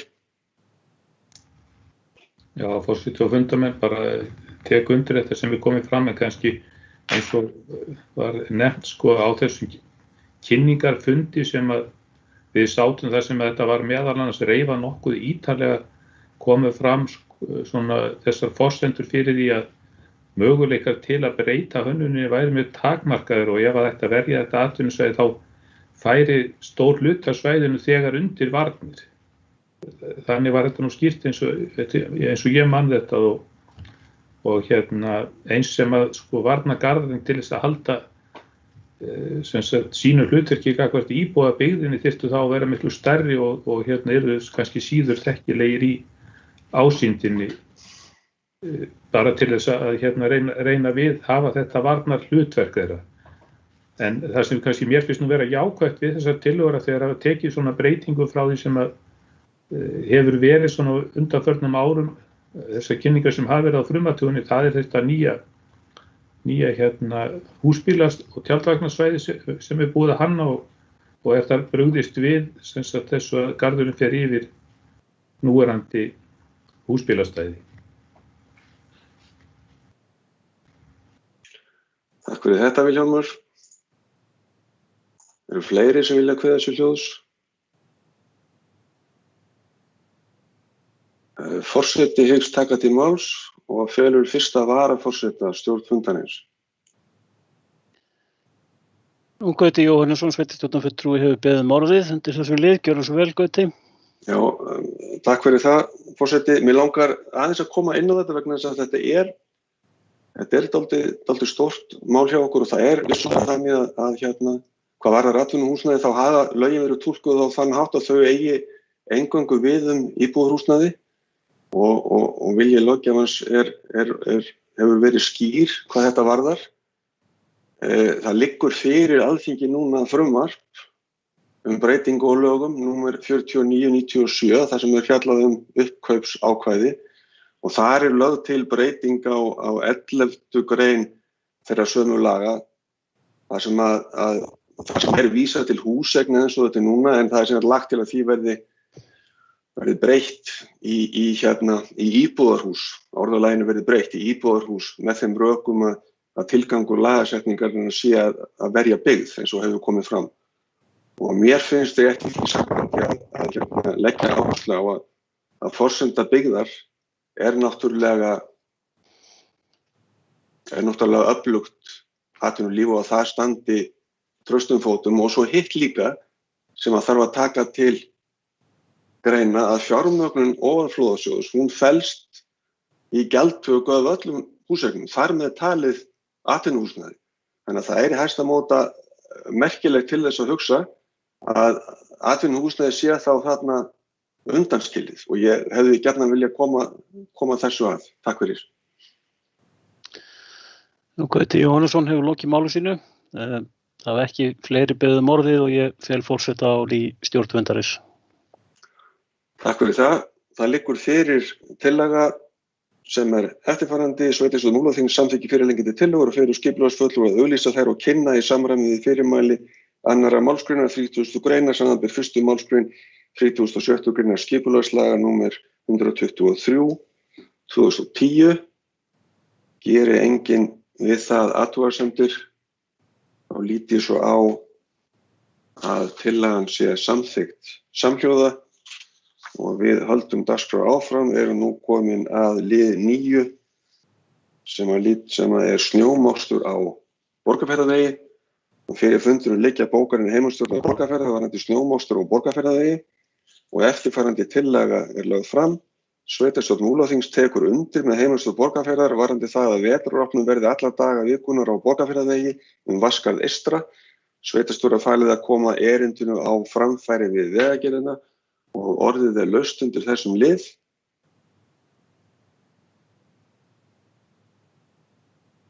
Sveitarstjórnarfulltrúi Eyþór Stefánsson hefur beðið orðið. Gjörðu svo vel, Eyþór. Já, takk. Takk virðulegi forseti og gott fundarfólk.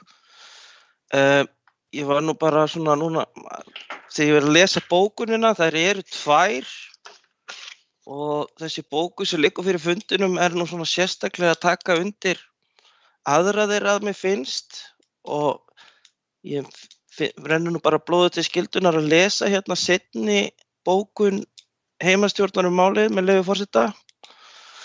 Og þá sem við tókum fyrir á síðasta fundi 5. mars síðastliðinn, að þá segjum við í heimastjórn ítrekar fyrir bóku sínum málið frá fundi sínum 18.11.2020. Jafnframt vill heimastjórn benda á að standi vilji til að Borgarfjörður eystri geti flokkast undir sama atvinnusóknarsvæði og Egilsstaðir. Nauðsynlegt að mokstri sé lokið fyrr á morgnana en nú er. Íbúar sveitarfélagsins sækja vinnu í báðar áttir og til að tryggja atvinnuöryggi þessa fólks þarf mokstri að vera lokið 1 til 2 klukkustundum fyrr. Möguleg lausn gæti falist í því að senda 2 bíla á stað til moksturs á Borgarfjarðarvegi svo opnun Vaskarðs eystra þurfi ekki að bíða eftir að mokstri sé lokið í báðar áttir milli Egilsstaða og Eiða. Samþykkt að vísa málinu til sveitarstjórnar. Þetta samt seinni bókunin sem ekki tala neitt í þessari bókun sem að forseti las hérna upp áðan, og þá spyr ég kannski bara til að byrja með að því þetta orðað svo: Sveitarstjórn Múlaþings tekur undir með heimastjórn Borgarfjarðar varðandi það að vetraroppun verði alla daga vikunar, sem þá hin bókunin. Taka menn þá ekki undir þau sjónarmið sem framkom í seinni bókuninni, og ef að menn gera það mætti þá ekki aðeins snyrta þessa bókun kannski á þá leið að hún tæki undir þau sjónarmið, ef að svo er tilfellið. Takk. Takk fyrir þetta, Eyþór. Sveitarstjórnarfulltrúi Þröstur Jónsson hefur beðið orðið. Gjörðu svo vel, Þröstur. Takk fyrir forseti, aðri fundarmenn. Ég ætla nú fyrst að taka undir þetta með Eyþóri, sko. Mér finnst mikilvægt að þetta svona sé nýtt á þessu vegna þess að það mikilvægt að það sé opið á þeim tímum þar sem að menn þurfa virkilega að nota veginn en ekki bara einhvern tímann.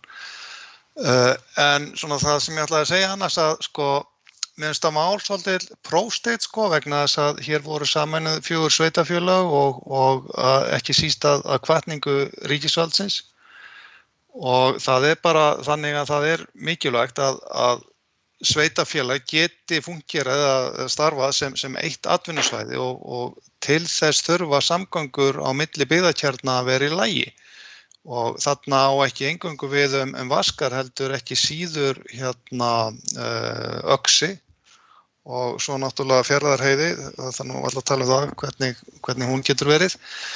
En við höfum áður sendt inn áskorun það það hefur áður verið sendt inn áskorun það að fara í snjómokstur á Öxi og þessi bók svolítið mikilvæg, þetta svolítið svona prófraun fyrir ríki, hvernig ætlar hún að standa við sitt í hvað varðar innviðina sem eru nauðsynlegir í einu heildarsveitarfélagi eða ekki. En bara enn og aftur, mér finnst ástæðilegt aðeins að nikki á þessu sem Eyþór var að segja að þetta sé opnunin sé þannig að hún hæfi þörfun. Takk fyrir. Takk fyrir þetta, Þröstur. Sveitarstjórnarfulltrúi Jakob Sigurðsson hefur beðið orðið.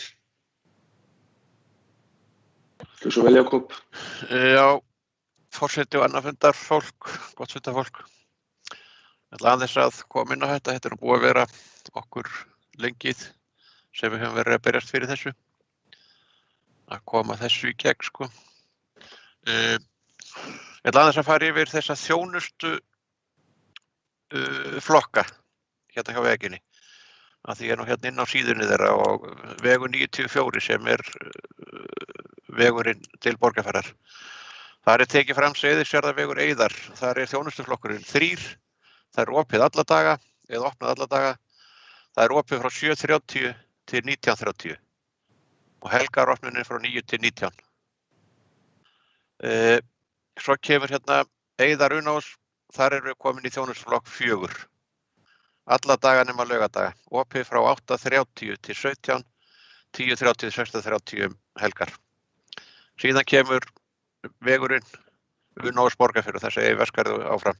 Þar áfram þjónustuflokkur 4, alla daga nema laugadaga, opið frá 9:30 til 17. 11:30 til 16:30 helgar.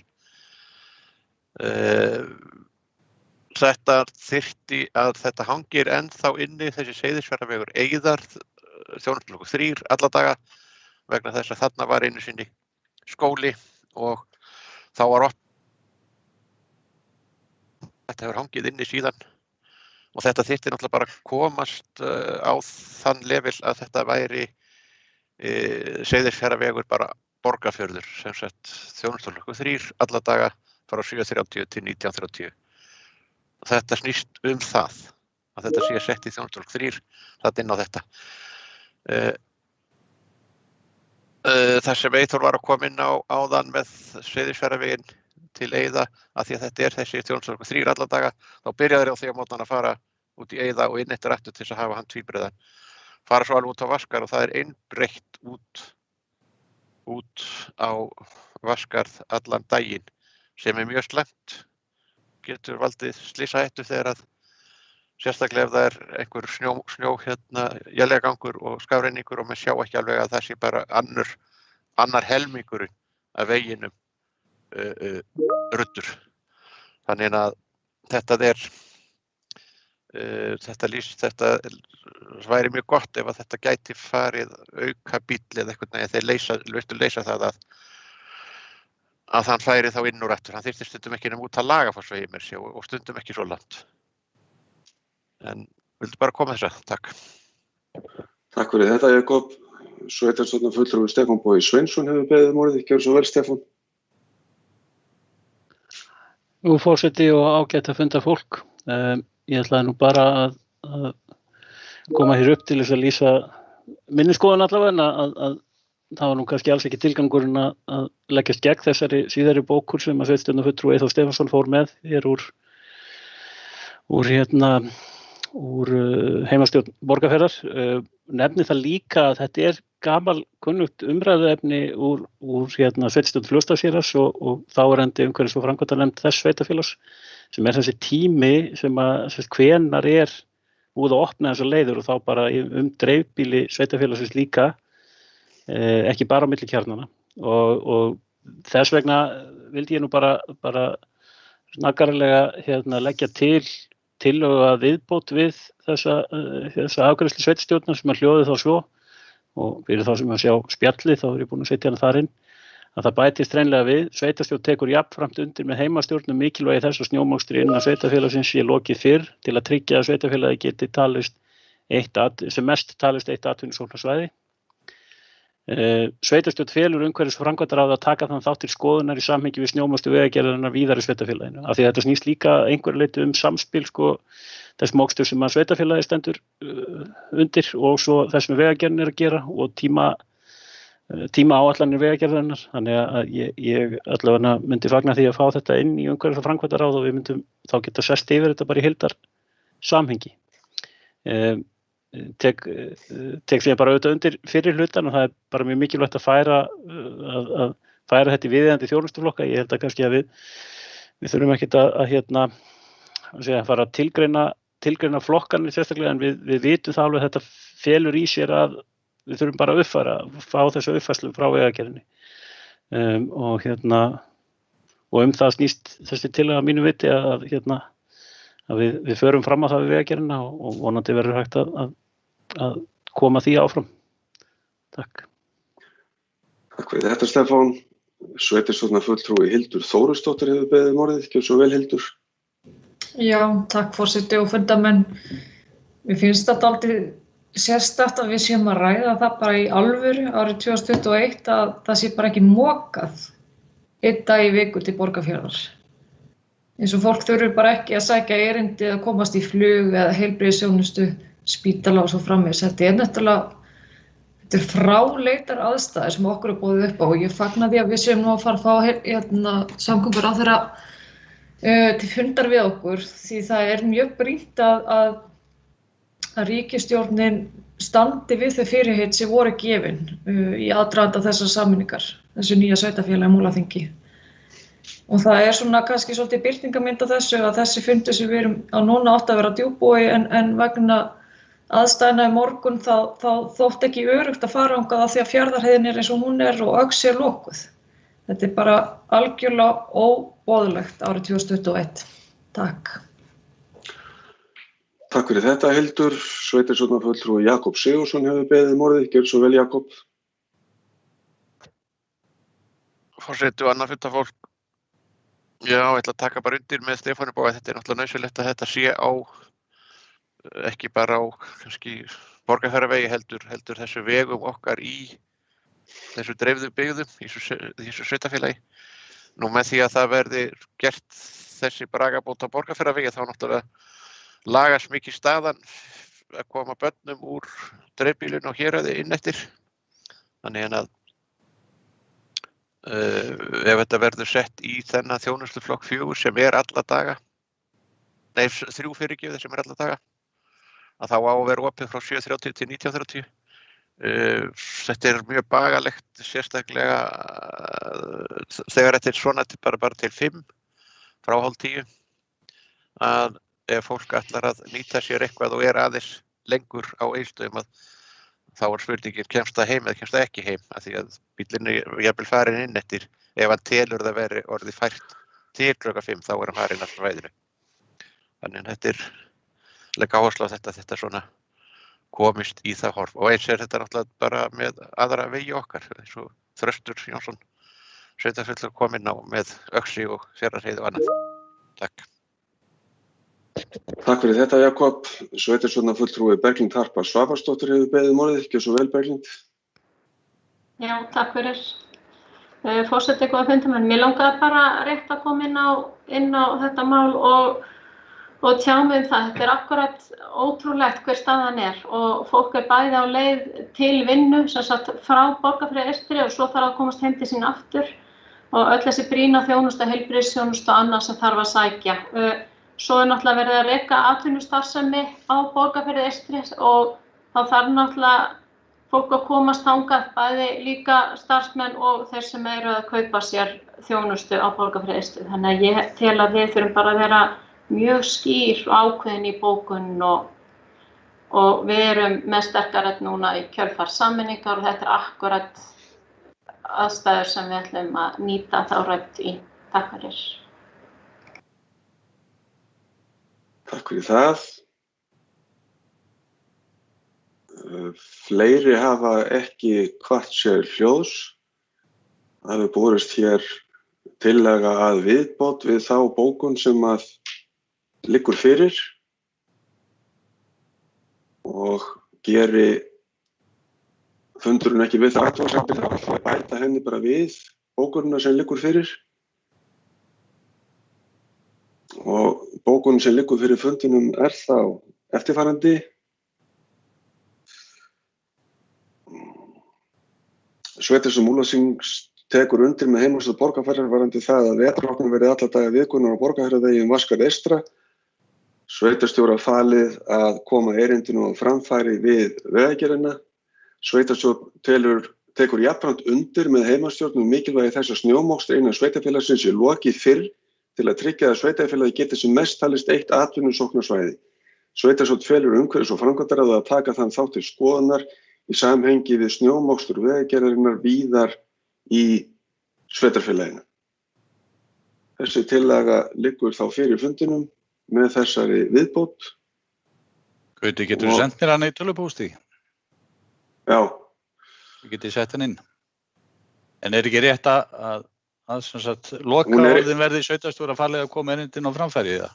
Jú, þú ert með hann inn á spjallinu líka, Stefán. Þannig að þú getur kóperið það bara. Þessi tillaga liggur fyrir þá með þessari viðbót og gerir enginn við það athugasemdir og lítið svo á að hún sé samþykkt samhljóða sem hún er. Og þá höldum við áfram dagskránni og við erum komin á lið 10, sýn ungmennaráðs á forvarnarmál. Fyrir fundinu liggur bókun ungmennaráðs Múlaþings dagsett 1. febrúar 2021 varðandi forvarnarmál og eftirfarandi tillaga er lögð fram. Sveitarstjórn Múlaþings tekur undir með ungmennaráði varðandi það að sömu reglur skuli gilda nikótínvörur og tóbak og önnur vímuefni í stofnunum sveitarfélagsins og beinir því til forstöðumanna stofnunna þess að sjá til þess að svo verði. Orðið er laust undir þessum lið. Sveitarstjórnarfulltrúi Hildur Þórisdóttir hefur beðið orðið. Gjörðu svo vel, Hildur. Já, takk forseti og fundarmenn. Mér langar bara að fagna þessari vinnu í ungmennaráðs og hvetja hinn ungmennaráðin í hinum kjörnunum að gera slíkt hið sama. Þetta er mjög málefnalegt og vel unnið hjá þeim og ég fagna því að fá þeirra raddir inn í okkar vinnu. Takk. Takk fyrir þetta, Hildur. Sveitarstjórnarfulltrúi Jódís Skúladóttir hefur beðið orðið. Gjörðu svo vel, Jódís. Já, takk forseti og annað fundafólk. Ég tek undir með Hildi. Ég fagna því að fá raddir unga fólksins hér inn og þetta er auðvitað eins og kemur fram í fylgigögnum undir þessum lið að til dæmis notkun nikótínpúða er ekki sérstakt áhyggjuefni meðal grunnskólanema en hins vegar eru bæði fullorðið fólk sem að kemur inn í þeirra rann eins og í íþróttahúsunum að víða þar sem þessi krakkar eru að dagstaglega að þar er fullorðna fólkið ekki að sýna góða fyrirmynd með því að vera með þetta fyrir framan þau og ég held að þetta sé mjög bara mikilvægur punktur sem þau eru að benda á að öll tóbaksnotkun á auðvitað að falla undir sama hatt. Það er ekkit eðlilegra að einhver sé með neftóbak eða munntóbak inn í íþróttahúsi eða sundlaugum eða félagsmiðstöðum frekar en að reykja. Við eigum að hlusta, þau eru sjálf að benda okkur á þessa misbresti og ég tek bara heilshugar undir með þeim og ég fagna því líka bara hvað við eigum flott ungmenni hér í sveitarfélaginu í heild og hvað þau eru öflug og hvað það er mikilvægt fyrir okkur að fá þeirra raddir hér inn á okkar borð. Takk. Takk fyrir þetta, Jódís. Sveitarstjórnarfulltrúi Jakob Sigurðsson hefur beðið orðið. Gjörðu svo vel, Jakob. Já, ég ætla bara að taka undir með þeim stöllum, sveitarstjórnarfulltrúi Hildi og Jódísi að þetta er, mér finnst þetta bara flott framtak hjá þessum ungmennaráði að koma þessu að. Og er náttúrulega ekki gott ef að þetta ef við erum að sjá þetta mikið eins og þau taka fram hjá af starfsfólki,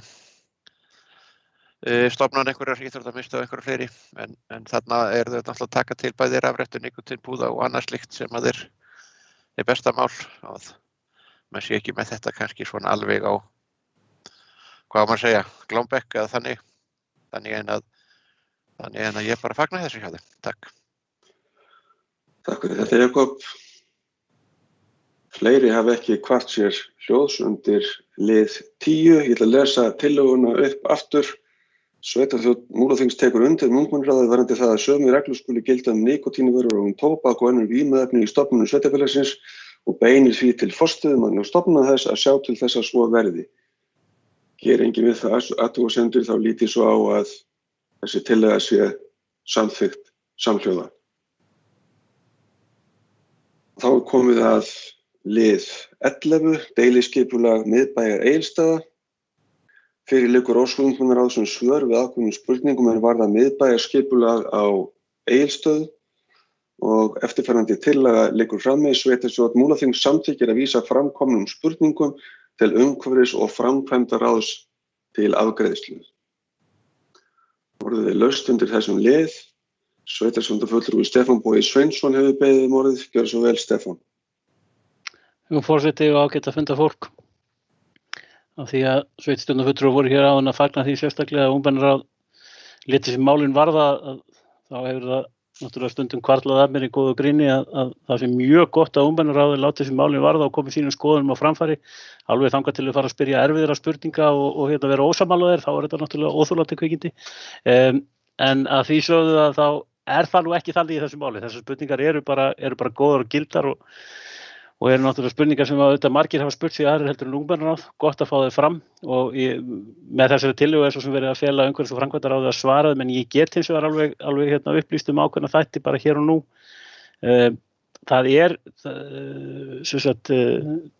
Það var búið að samþykkja þessa tillögu að breyttu skipulagi í miðbæ Egilsstaða af hálfu sveitarstjórnar Fljótsdalshérðs. Það var búið að senda hann til skipulagsstofnunar og við höfum beðið býsna lengi eftir að afgreiða skipulagsstofnunar á henni.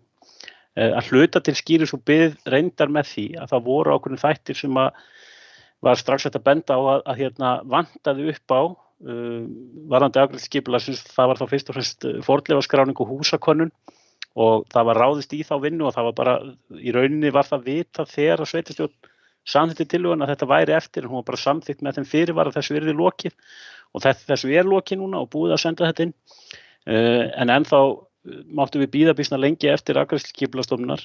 Ég fundaði með forstjóra skipulagsstofnunar í liðinni viku og spurði meðal annars um framgang þessa máls og hún athugaði það nú fyrir mig og gat svo boða það að það væri bara vona á afgreiðslu hvað úr hverju. Þannig að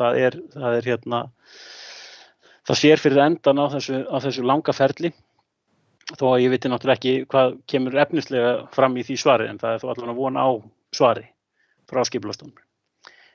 Varðandi það síðan að varðandi úthlutun lóða, þá náttúrulega vorum við að samþykkja ákveðnar reglur slíkt, það er bara þegar skipulagið er klárt, þá eru þessar lóðir auglýstar og hvenær hægt verður að ráðast í framkvæmdir. Það hins vegar ræðst náttúrulega bara verulega því hvort að aðilar finnast sem að ætla sér að ráðast í slíka framkvæmdir og það er það sem að kannski tekur við þá þegar að lóðina verður klárar og þetta verður klárt til úthlutunar að leita að slíkum aðilum og fá slíka aðila til þess að hefja uppbyggingu í miðbænum og það er líka nauðsynlegur þáttur bara til að fjármagna þann hluta sem stendur upp á sveitarfélagi þá gatnagerðin og fleira, að það séu konur aðilar sem eru tilbúnir til þess að byggja og tilbúnir þá til þess að greiða gatnagerðargjöldin sem við þurfum til að standa undir því.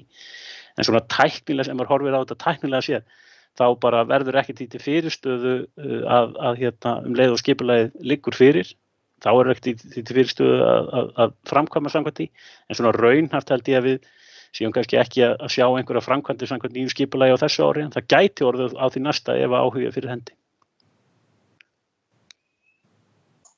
Takk fyrir þetta, Stefán. Sveitarstjórnarfulltrúi Berglind Harpa Svavarsdóttir hefur beðið orðið. Gjörðu svo vel, Berglind. Takk fyrir. Forseti, góðir fundarmenn. Ég vil fagna þessum bókunum ungmennaráðs, hinn liðurinn er búinn og þessi er ekki síðri, þessi er alveg frábær og frábæra spurningar sem koma hjá þeim. Þetta mál hefur náttúrulega dregist of lengi og í síðustu sveitarstjórn þá vorum við að taka þetta mál upp líka á hverjum einasta fundi til þess að sýna þessu aðhald. Mér finnst bara gott að heyra þessu svör frá sveitarstjórnarfulltrúa Stefáni Boga Sveinssyni varðandi gang mála, en það bara eins og svo margt í kerfinu að það þarf alltaf að vera að ýta á eftir og mikilvægt að þetta fari að líta dagsins ljós. Og fyrst að það er búið að bregðast við þeirri vinnu sem við þurftum að skila inn. Þetta er náttúrulega gífurlega mikilvægt skref í uppbyggingu á Egilsstöðum eins og hefur komið hér fram að við þurfum náttúrulega að vera tilbúin fyrir fólksflutninga út á land sem ég tel mjög mikilvægt eins og hvað loftbrúin, hvað tækifæri hún að veita okkur og fólk muni flytjast meira út á land en við erum engan veginn með húsnæði í boði og það er alveg gífurlegt magn af húsnæði og lóðum sem koma með þessu miðbæjarskipulagi. Þannig að ég tel efalaust að það verði margar umsóknir sem komi fljótt og vel og þetta er akkúrat það sem okkur vantar. Þannig að ég bara segi aftur, bara höfum aðhald í þessum málum, ýtum vel á eftir þessu og förum strax að stað leið og hægt þetta kemur. Takk fyrir. Takk fyrir þetta, Berglind. Sveitarstjórnarfulltrúi Jódís Skúladóttir. Jódís, hversu vel? Já, forseti og annað fundarfólk, við erum svo jákvæð, ég held áfram að fagna unga fólkinu og þessum lið og mér langaði bara aðeins að ræða bara svona þessa heildarmynd miðbæjarins á Egilsstöðum og fékk nú góða ábendingu frá íbúa sem að þetta er auðvitað kannski ekkert sem að hægt að leysa svo auðveldlega en staðan er samt svo að í miðbænum og í okkar bestu rýmum eru núna til dæmis staðsettir 3 bankar sem meira og minna eru lokaðir og bankaþjónusta færist öll inn á netið og útibúin hafa líka verið bara lokuð út af COVID og í miðbæ alveg í miðju Egilsstaða eru 3 bankar og það eru auðvitað ekki sveitarfélagsins kannski alveg að keppast slíkt húsnæði á markaði þegar á móti svona fjársterkum aðilum en sko bara ef við horfum á bara aðra miðbæja kjarna sko að þetta væru rými þar sem væri svo gaman að sjá verslanir, þjónustu, veitingastaði til þess að halda þessu lífi í miðbænum og ég bara fagna þessari ábendingu og þessum spurningum og ég tek undir með bæði Stefáni Boga og Berglindi sveitarstjórnarfulltrúum að við þurfum að halda mjög vel utan þessum mál og koma þess í farveg og ég nú búin að búa hér meira og minna síðan ég var 6 ára en var þó mörg ár í burtu og mér finnst þetta hafa verið í umræðinu frá því mann eftir mér, hvernig miðbærinn ætti að líta út og við erum ennþá einhvern veginn að ræða það sko. Þannig að ég held að þetta er algjörlega þannig mál að við viljum sjá eitthvað gerast og við viljum eiga fallegan miðbæ í okkar fallega bæ og það bara stendur og fellur með því að unnið sé vel og faglega að þessu skipulagi áfram. Takk. Takk fyrir þetta, Jódís. Sveitarstjórnarfulltrúi Þröstur Jónsson hefur beðið orðið. Gjörðu svo vel, Þröstur. Já, forseti, það eru fundamenn.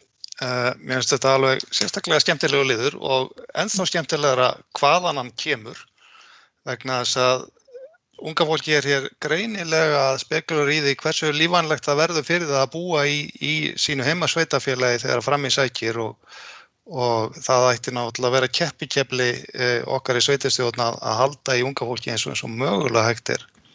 Ég hef nú aldrei skoðað þetta miðbæjarskipulagið neinu viti fyrir þennan fund og mér líst afar vel á það og mér finnst mjög gleðilegt að heyra að það sé að fara að styttast í það að sé hægt að auglýsa þarna lóðir vegna þá fer að koma einmitt snúningur á þetta sem ég var að tala hérna í fyrsta leiðinu sem var á dagskrársamtölu svona í framhjáhlaupi sambandi lántökurnar að atvinnurekendur og þeir sem hugsanlega ætla að flytja einhver austur þeir sjá að það er í alvöru að verða eitthvað til þarna sem er mjög áhugavert og áhugavert að kannski koma með rekstur og setja stað Vegna þess að miðbær alltaf hlutur sem þarf og það stóð nú einhvern tímann á TripAdvisor, ég var nú að leita því núna, ég finna það ekki, það er svona búið að taka það út sko að Egilsstaðir væri ömurlegasta vörubílastoppustæði í heimi sem nú ekki falleg ummæli, mér finnst þetta vörubílar fallegir en vonandi verður þetta til þess að sá dómur verði eitthvað skemmtilegri en bara almennt séð, mér finnst það mjög skemmtilegt að unga fólki sé einmitt að hugsa þetta vegna að þetta náttúrulega alveg augljóst af hverju það hugsa þetta, það einmitt að hugsa það hversu lífvænlegt verður fyrir mig að vera hérna þegar ég er búin í námi eða þú veist, á ég að sittast á Egilsstöðum einhvers annars staðar, þannig að við skulum taka þetta alvarlega þessu fyrirspurn. Takk. Takk fyrir þetta Þórstur, sveitarstjórnarfulltrúi Hildur Þórisdóttir hefur beðið morðið, ekki svo vel Hildur. Já, takk forseti og fundarmenn. Mér finnst þetta bara ótrúlega flotta spurningar frá ungmennaráði og bara beittar og sýnir okkur það að þau eru sannarlega að hugsa framtíðina hér fyrir austan. Og mér langar bara að hvetja okkur til að fylgja þessu miðbæjarskipulagi svolítið vel eftir af því að í mínum huga það alveg ljóst að Fljótsdalshérað svona þessi miðstöð þjónustu og verslunar og það eru mjög metnaðarfullir veitingaaðilar til dæmis að byggja upp sinn rekstur og það er mikilvægt að við förum að klára þessi miðbæjarmál þannig að skipulag verði með þeim hætti að ásýndin verði skemmtilegri en hún hefur verið. Takk. Takk fyrir þetta Hildur.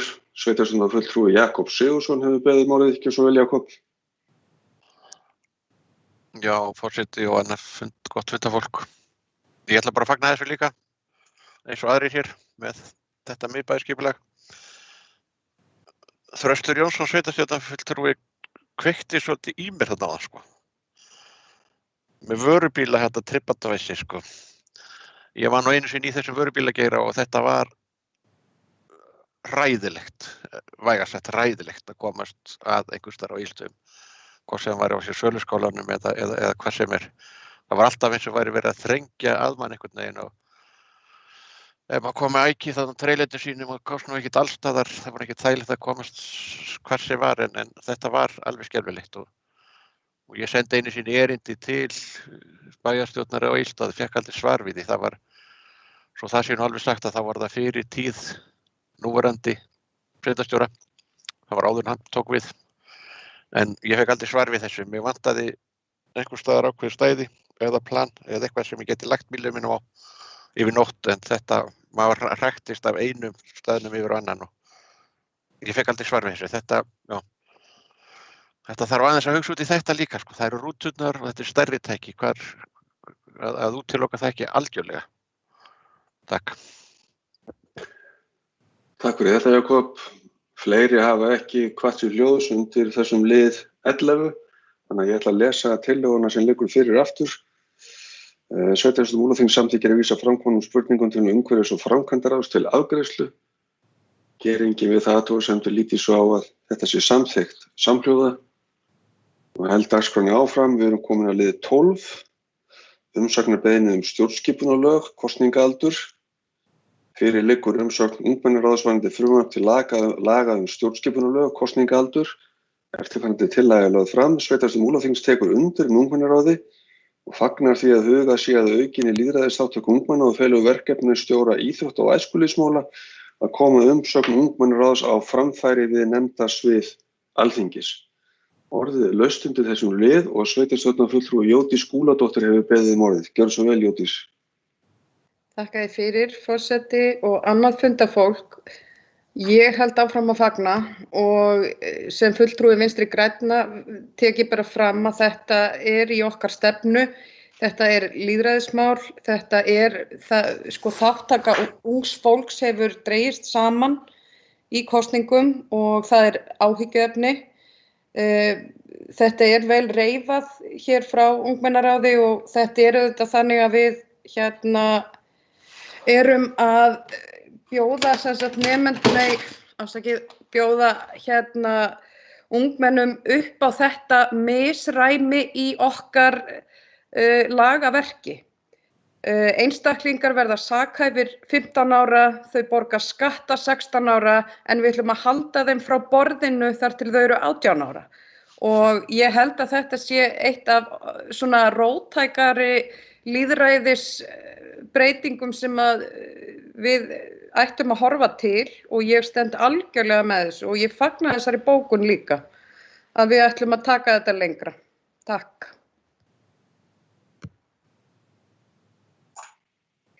Takk fyrir þetta, Jódís.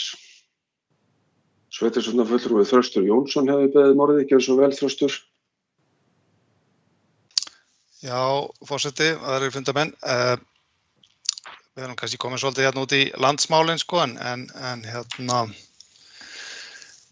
það svo sem mjög skemmtilegt að þetta kemur frá ungmennaráði aftur og þetta eru þau að pæla í sínum málum, en ég las nú í gegnum þessar gögnin þarna sem voru með og ég er sammála því sem reifað í ályktuninni hjá ungmennaráði að svona, þetta ekki kannski vel framsett og eitt misræmi sem kemur það fram það að menn vilja sko færa niður kosningaraldurinn niður í 16 ár en fullræðisaldurinn, eða hvað hann heitir, á að haldast í 18 árum. Þar með er að vera að segja að það á að veita börnum kosningarétt. En svo náttúrulega flækist þetta saman með eins og hérna Jódís var að nefna hérna áðan með sakhæfisaldurinn og það allt saman.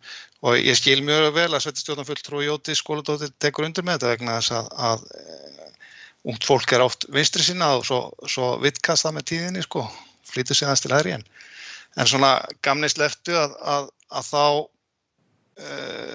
ég ekki fylgjandi því að lækka kosningaldur. Mér finnst hann mega vera þarna og börn megi bara vera börn og það sé ekki á það bætandi að bæta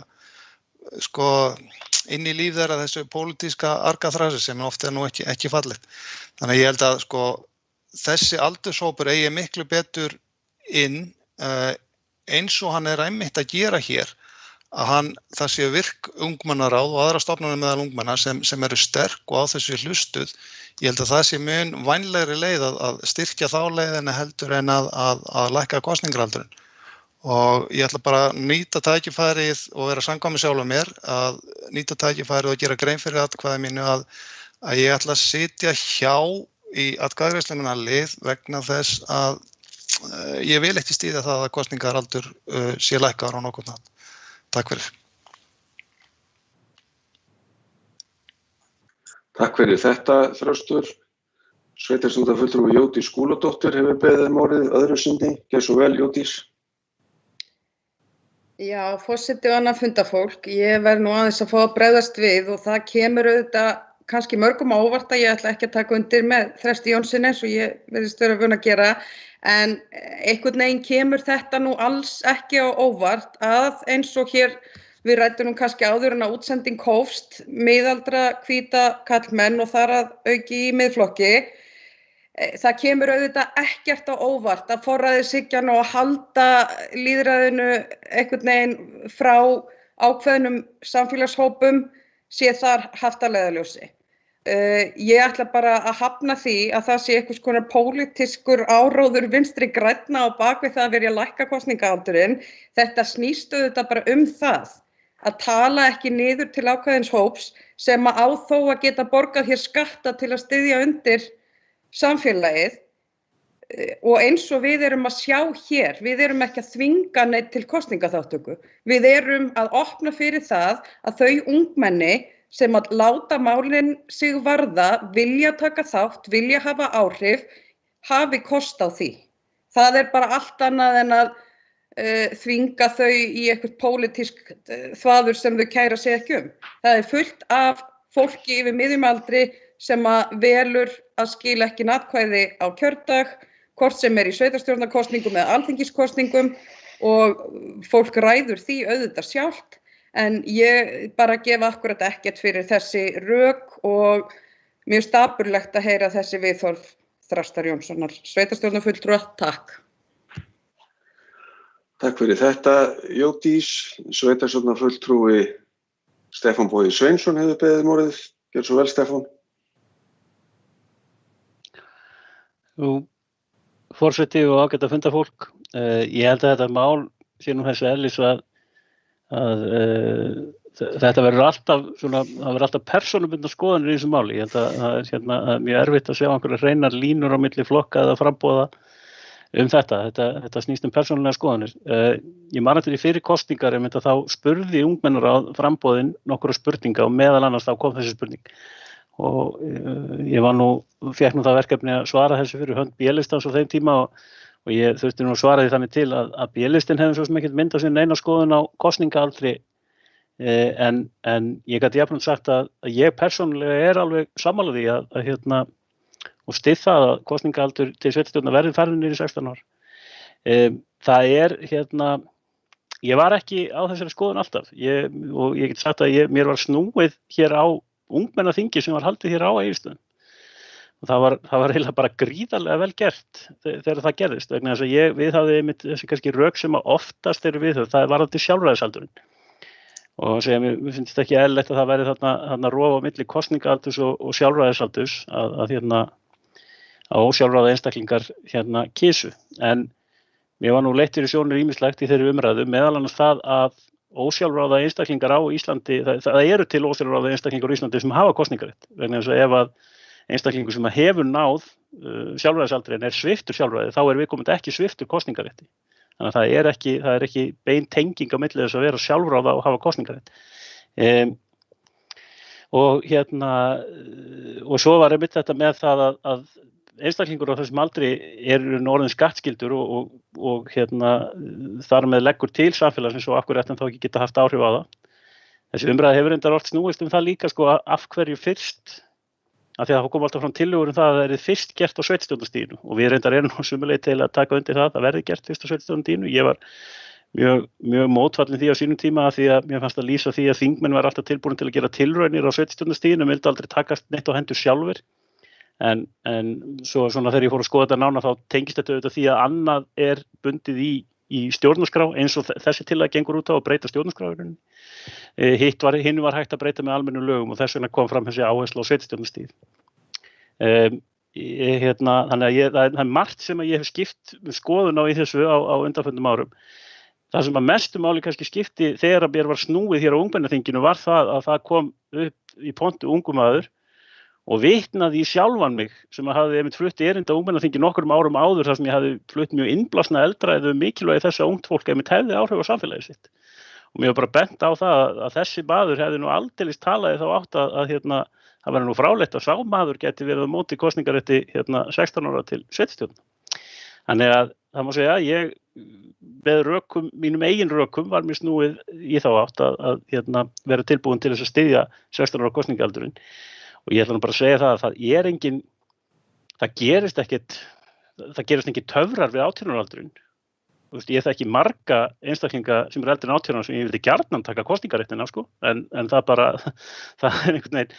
ekki þannig og sömuleiðis þá þekki ég bara marga 16 ára einstaklinga sem ég treysti fullkomlega til þess að ráðstafa atkvæði sínu afar skynsamlega á að athuguðu máli og þá bæði til hægri og vinstri. Þannig að ég held að þetta sé nú sem gangi nú ekkert í eina átt. Ég ætla nú ekkert að harma eitt eða neitt varðandi það sem sveitarstjórnarfulltrúi Þröstur Jónsson sagði hérna áðan, fólk hefur bara á þessum misjafnar skoðanir en mér langar þó til að benda á það og það kannski aftur í þessu sögulega samhengi sem ég minntist á áðan að ræðu Þröstur Jónsson hérna áðan ef þú skoðar ræður sem að fluttar voru þegar var verið að ræða kosningarétt kvenna þá hægt að finna nánast orðrétt sömu ræðurnar. Það var á þeim tíma, þá voru þau öfl í samfélaginu sem voru tilbúin að segja það ætti alls ekki að hleypa konum að því að kjósa konur ættu bara að fá að vera konur og hugsa heimili og þess að þetta eru, þessi sjónarmið hafa mjög oft verið uppi gagnvart það að víkka út lýðræði og hleypa fleirum að þegar kemur að því að taka ákvarðanir á kjörstað. Þannig að ég held að ég tek allavega ekki undir það, alveg klárlega ekki og bara ánægð með það og ég enda lít svo á að sveitarstjórnin sé fyrst og fremst bara að segja þetta ungmennaráðið okkar og þetta eru þeirra aðilar sem hafa mesta hagsmuni og mestu málið að segja og við ætlum svona að veita þeirra umsögn brautargengi áfram inn í þingið þannig að þeirra rödd heyrist bara beint þangað og það styðji og þess vegna mun ég samþykkjast til. Takk fyrir þetta Stefán. Sveitarstjórnarfulltrúi Eyþór Stefánsson hefur beðið um orðið. Gjörðu svo vel, Eyþór. Já, takk, forseti og annað fundafólk. Mér finnst mér nú kannski farnir að gera aðeins og mikið úr orðum Þrastar Jónssonar sveitarstjórnarfulltrúa þegar við erum farnir að svona ýja að einhverju svona kven- eða karlrembu í þetta skiptið. En en mín skoðun, ég deili nú ekki skoðunum með Þresti í þessu máli því að þetta nú þannig að mér finnst þetta mál verið að seglist að það ekki verið að taka neitt frá neinum. Það verið að leyfa þeim sem hafa áhuga á því að taka þátt og þau sem vilja ennþá vera börn, þau geta bara verið áfram börn ef menn vilja ekki setja sig inn í pólitík.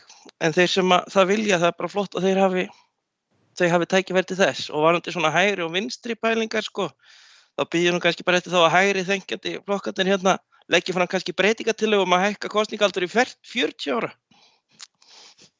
En þetta var nú bara grín, ég biðst forláts. Takk. Takk fyrir þetta, Þór. Sveitarstjórnarfulltrúi Þröstur Jónsson hefur beðið orðið öðru sinni, ekki svo vel, Þröstur? Já, forseti.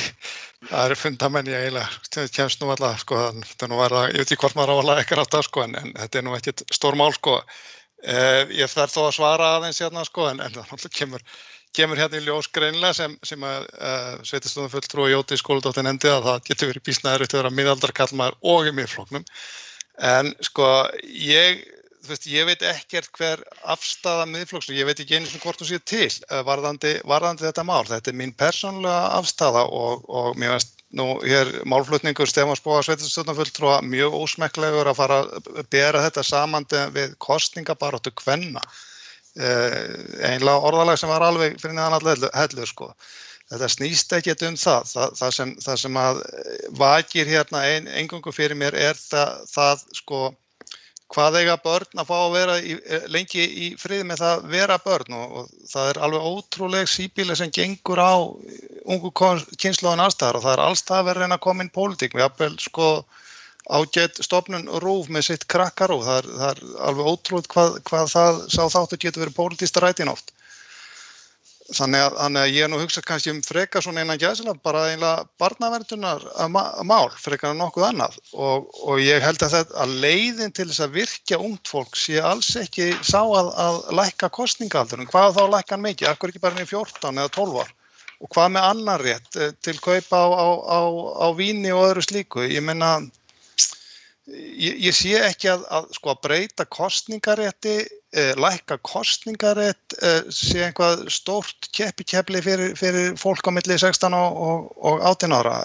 Ég hins vegar sé að á þessum sveitarstjórnarfundi að koma tillögur frá þessu ungmennaráð og ég tel það miklu vænlegri kost að rödd þeirra fái að þroskast í slíkum ráðum vegna þess að það einmitt í slíkum ráðum og slíku samstarfi þar það þroskast fólk inn í þessa pólitísku vitund og í þessum alveg tekið undir orð sveitarstjórnarfulltrúa Stefán Boga að það náttúrulega misjafnt hvar þú innan gæslega bara treysti fólki til þess að hafa kosningarétt hvort það orðið 20 eða 14 ára, fólk misþroska á allavega en bara þetta, þú veist, mér finnst það bara ekki góð hugmynd að lækka kosningaraldur og ég sé ekki af hverju, það er eiginlega það, ég sé ekki alveg rökin fyrir því.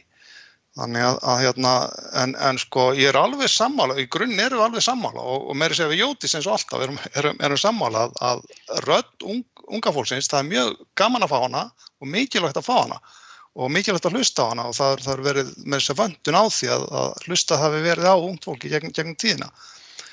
Þannig að bara svo við komum þessu á en bara enn og aftur að ég hafi einhvað móti kosningarétti kvenna eða þetta sé einhvað tengt því, þetta er náttúrulega útúrsnúningur sem bara ekki mönnum sæmandi að láta út sér. Takk fyrir. Takk fyrir þetta, Þröstur. Sveitarstjórnarfulltrúi Hildur Þórusdóttir hefur beðið orðið, ekki svo vel, Hildur. Já, takk forseti og fundamenn. Ég held að það sé mjög mikilvægt að ungt fólk láti sig málin varða og sé gert kleift að hafa áhrif á sitt umhverfi. Það hefur sýnt sig undanfarin ár að kjör og kannski lífsgæði ungs fólks hefur verið að dragast aftur úr undanfarin ár og áratugi og ég held að það sé að þeirra raddir vantar. Það bara þeirra málsvarar reynilega vantar inn á Alþingi og víðar, þannig ég held að þetta sé bara gott skref til þess að gera þeim kleift að láta sig málin varða, kynna sig mál og taka afstöðu. Takk. Takk fyrir þetta Hildur. Sveitarstjórnarfulltrúi Elvar Snær Kristjánsson hefur beðið orðið. Gjörðu svo vel Elvar. Takk fyrir forseti og annað hundahólk. Ég held að það sé alveg auðsýnt á þessum 3 liðum sem eru á dagskrá þessara fundar frá ungmennaráði að þau geta svo sannarlega haft áhrif. Við erum búin að diskutera þessi málið fram og tilbaka, það var mjög líflegar og skemmtilegar umræður, þannig að það er klárt að þau geta haft áhrif og vilji hafa áhrif. Og forseti kom inn á hér áðan undir málum ofanflóðavarnir að það væri ekki eðlilegt að atvinnurekendur sem að greiða til ofanflóðasjóðs ættu líka skilja frá varnir, þannig að með sömu rökum má kannski færa þetta mála að eins og þau benda á ungmennaráði að þegar hann greiða skatta 16 ára að þá er ekki óeðlilegt að áhrif á hvert skattpeningar fara en mér finnst það bara flottar umræður og við ætlum að stiga þetta. Takk. Takk fyrir þetta Elvar. Sveitarstjórnarfulltrúi Stefán Bogi Sveinsson hefur beðið orðið. Gjörðu svo vel Stefán. Jú, forseti og ágæta fundafólk. Mér þykir það mjög miður ef að það hefur verið skilið þannig að ég hef verið að bera Þresti Jónssyni sveitarstjórnarfulltrúa það að brýna að hann hefði einhvers konar sambærilega skoðanir á kosningarétti kvenna og hann er að vera varðandi kosningarétt barna og þetta ekki fyllilega sambærilegt. En við búum við það reyndar að það er svo heppilegt þessi fundur eru teknir upp, þannig að það er bara hægt að spila það aftur og skoða hvort að ég sagði það nokkuð tíman. Ég ætla nú bara að fullyrða það, ég hef ekki gert það. En það sem ég vil bara benda á er mjög athyglisverð söguleg staðreynd sem er svo að þegar á sínum tíma var verið að rökræða kosningarétt kvenna, þá voru þeir til sem voru tilbúin til þessum mótmælunum notandi nákvæmlega eiginlega sömu rök og Þrösti Jónsson færði hér fram í þessari umræðu. Og það finnst mér bara athyglisvert í samhenginu en ég er ekki að gera Þresti Jónssyni sveitarstjórnarfulltrúa neina skoðanir hvað það varðar og biðst afsökunar ef ég hef misst það svo óheppilega út mér að það mátti skilja það þannig. Takk. Takk fyrir þetta Stefán. Sveitarstjórnarfulltrúi Berglind Harpa Svavarsdóttir hefur beðið orðið. Gjörðu svo vel Berglind. Já, takk fyrir. Forseti, góðir fundarmenn. Það er aðeins að koma inn í þetta og með þessa 3 liðir sem koma hér í röð að það greinilega kveikir í ungmennum að hafa áhrif, það hafa sannarlega áhrif og ég er alveg gífurlega þakklátt fyrir þessa 3 liði. En mér finnst það ekki alveg hafa komið fram út þegar við erum að spá í hvort þau eigi að hafa kosningarétt eða ekki, að þau stíga varlega til jarðar. Þau sem sagt þeim þykir eðlilegt að byrja á að lækka kosningaaldur til sveitarstjórnarkosninga áður en að breytingar eru gerðingar kosningaaldri til alþingiskosninga. Þannig getur komið sem sagt reynsla á fyrirkomulagsbreytingar, kjörsókn og stefnuskrá framboð og vilja bara svona stíga varlega til jarðar og byrja þar. Þannig að sé alveg þannig að við séum þá að tala fyrir því líka sem ég finnst bara mjög skynsamlegt hjá þeim. Og ég er bara rosalega ánægð með rödd þeirra og þau eru meira sem búin að ýta okkur áfram í deiliskipulagi miðbæjar Egilsstaða. Mér finnst það geggjað og mér finnst þau alveg frábær. Bara koma þessu á framfæri. Takk. Takk fyrir þetta, Berglind. Sveitarstjórnarfulltrúi Jódís Skúladóttir hefur beðið orðið. Það er í 3. sinn, Jódís. Ég lít þá svo á að þú sért að bregðast við fyrirspurn. Já, getum við ekki orðað það svoleiðis. En ég ætlaði bara að, varðandi þetta eða tala kosningarétt kvenna, að ég skildi orð Stefáns Boga ekki þannig að hann væri að væna einn eða neinn það að vera líka því saman, en ég ætla bara að taka undir með honum. Þetta er jafnréttismál, þetta er það sem heldur aftur af jafnrétti í okkar samfélagi. Alveg sama hvort við erum að horfa til hinsegin fólks, kvenna, ungmenna, öryrkja eða hvað, að við sem sitjum í forréttindastöðu ætlum að hafa vit fyrir hópnum sem að kalla eftir breytingunni. Það er ekki okkar. Eins og sýnt hefur verið fram á hér í þessari umræðu og með þessu öflugu erindum sem að koma hér frá ungmennaráði, þá eru þau að kalla eftir því að fá að vera hluti af þessu lýðræðislega samfélagi og það er ekki okkar að standa í vegi fyrir því. Ekki frekar en það var karla að standa í vegi fyrir kosningarétti kvenna eða heilbrigðs fólks að standa í vegi fyrir réttindum öryrkja eða hvað sem við erum að horfa til.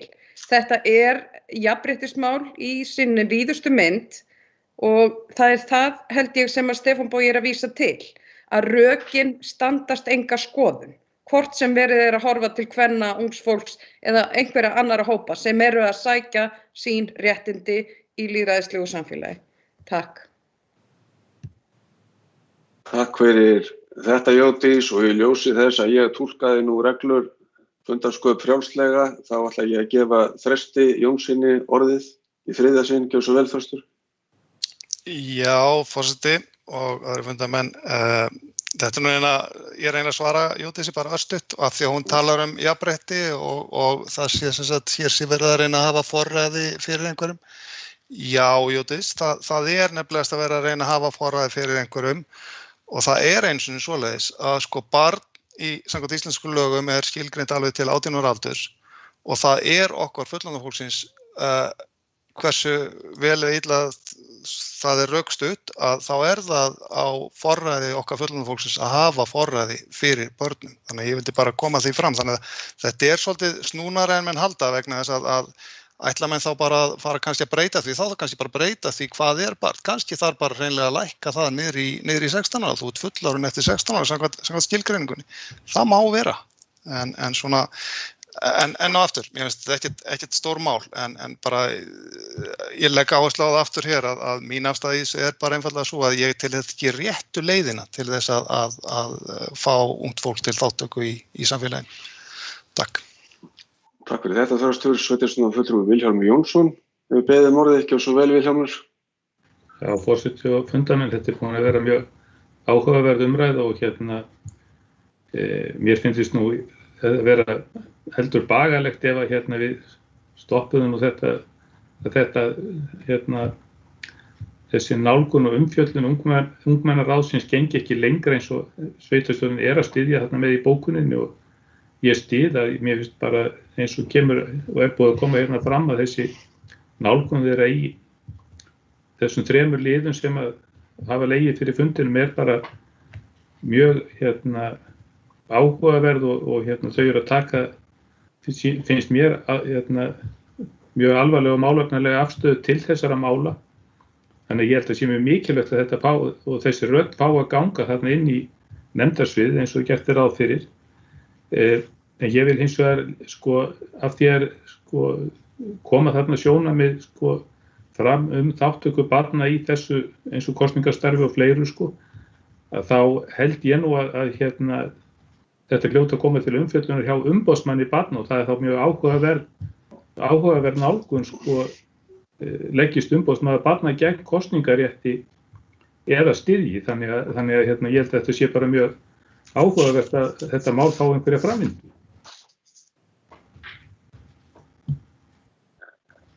Takk fyrir þetta, Vilhjálmur.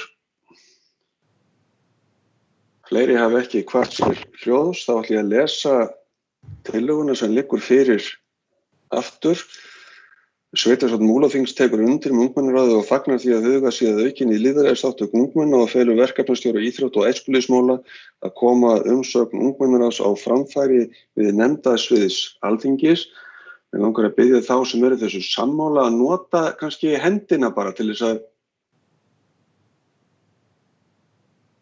reisa hönd. Ég held að það sé þægilegast.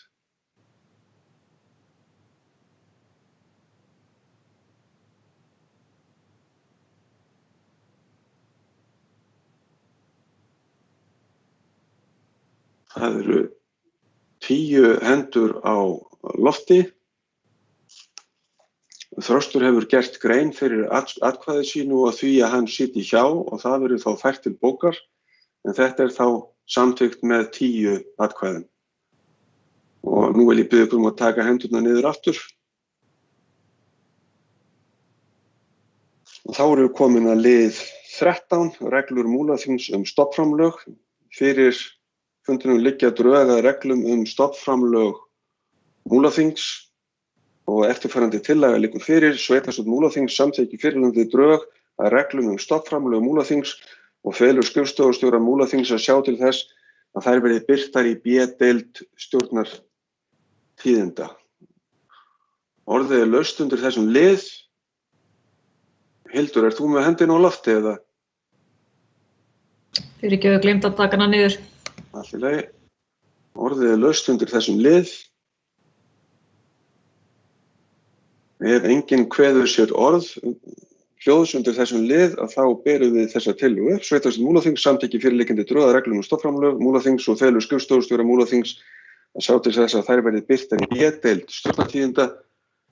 Ef enginn gerir við þetta athugasemd þá lítið svo á að þetta sé samþykkt samhljóða sem það er. Og þá erum við komin að lið 14 sem eru skýrslur heimastjórna og eins og venjulega að þá tökum við þær í stafrófsröð og við byrjum á skýrslu heimastjórnar á Borgarfirði. Sveitarstjórnarfulltrúi Eyþór Stefánsson hefur orðið, ekki svo vel. Já, takk fyrir það, forseti og annað fundafólk. Frá síðasta sveitarstjórnarfundi hefur verið haldinn einn fundur í heimastjórn Borgarfjarðar. Ég ætlaði bara svona að fara í fljótheitum yfir hvað við, svona í stórum dráttum hvað við fjölluðum. Þar ber kannski hæst að nefna að við fengum inn á fund til okkar, núna hann var haldinn síðasta föstudag, sem sagt 5. mars. Þá fengum við inn á fund til okkar fulltrúa 3 starfsmenn sjávarútvegsráðuneytisins, þar sem að þeir voru búnir að ráðuneytið búið að dusta rykið að gamalli bón hreppsnefnda Borgarfjarðarhrepps sem við sendum nú það leyti sem SSA-þingi var haldið á Borgarfirði varðandi skápinn, og þeir voru sem þetta kynna fyrir okkur tölulegar upplýsingar aflabröðin samkvæmt afladagbókum togarana á svæðinu. Og það skemmst frá því að segja að það kom mjög skemmtilega, okkur fannst mjög skemmtilegt að heyra hvað þetta væri lítill afli sem togararnir væru að sækja þarna, því að það sýnir bara að þetta eru alveg afskaplega litlir hagsmunir þeirra sem eru þarna í húfi og er til þess fallið að styrkja okkar málstað enn frekar að okkur finnst. Og það var ekki annað að skilja á þessum herramönnum, en ég segi það nú með kannski fyrirvara að það væri von á einhverju ákvörðun þetta mál, hvort sem hún verður okkur í hag eður ei á næstu vikum. En hins vegar kom líka fram í máli þessara manna að hægt væri að loka svæðinu með reglugerð en ekki endilega með lagabreytingu, og þá brostu sumir heimastjórnarfulltrúar út í annað. Svo tókum við snjómoksturinn. Við tókum það fyrir á árdögum heimastjórnar, tókum við fyrir snjómokstur á Borgarfjarðarvegi, en tæknin var eitthvað að stríða okkur þarna í byrjun, þannig að það rataði aldrei til sveitarstjórnar, þannig að við ákváðum að taka þetta aftur og skerpa á bókuninni og passa að þetta færi rétta leið. Svo er verkefni í gangi sem heitir Fjarðaborg samfélagsmiðstöð. Það er verkefni sem snýr að því að við erum að reyna að breyta Fjarðaborg í samfélagsmiðstöð, og í því felst meðal annars að á efri hæð verði komið upp svona skrifstofaðstöðu meðal annars fyrir fjarvinnslustörf, og svona í fjarlægri, vonandi ekki svo fjarlægri, en í framtíðinni sjáum við fyrir okkur að starfsemi sveitarfélagsins flytjist þarna inn meðal annars. Við kölluðum til rýnihóp og rýndum þetta saman, og af því við vorum búin að fá teikningar af nokkrum möguleikum, og það er ótrúlegt að segja frá því að þessi rýnihópur sem voru 7-8 manns í, að hann kom sér saman um niðurstöðu sem ég átti engan veginn von á, en það var mjög ánægjulegt.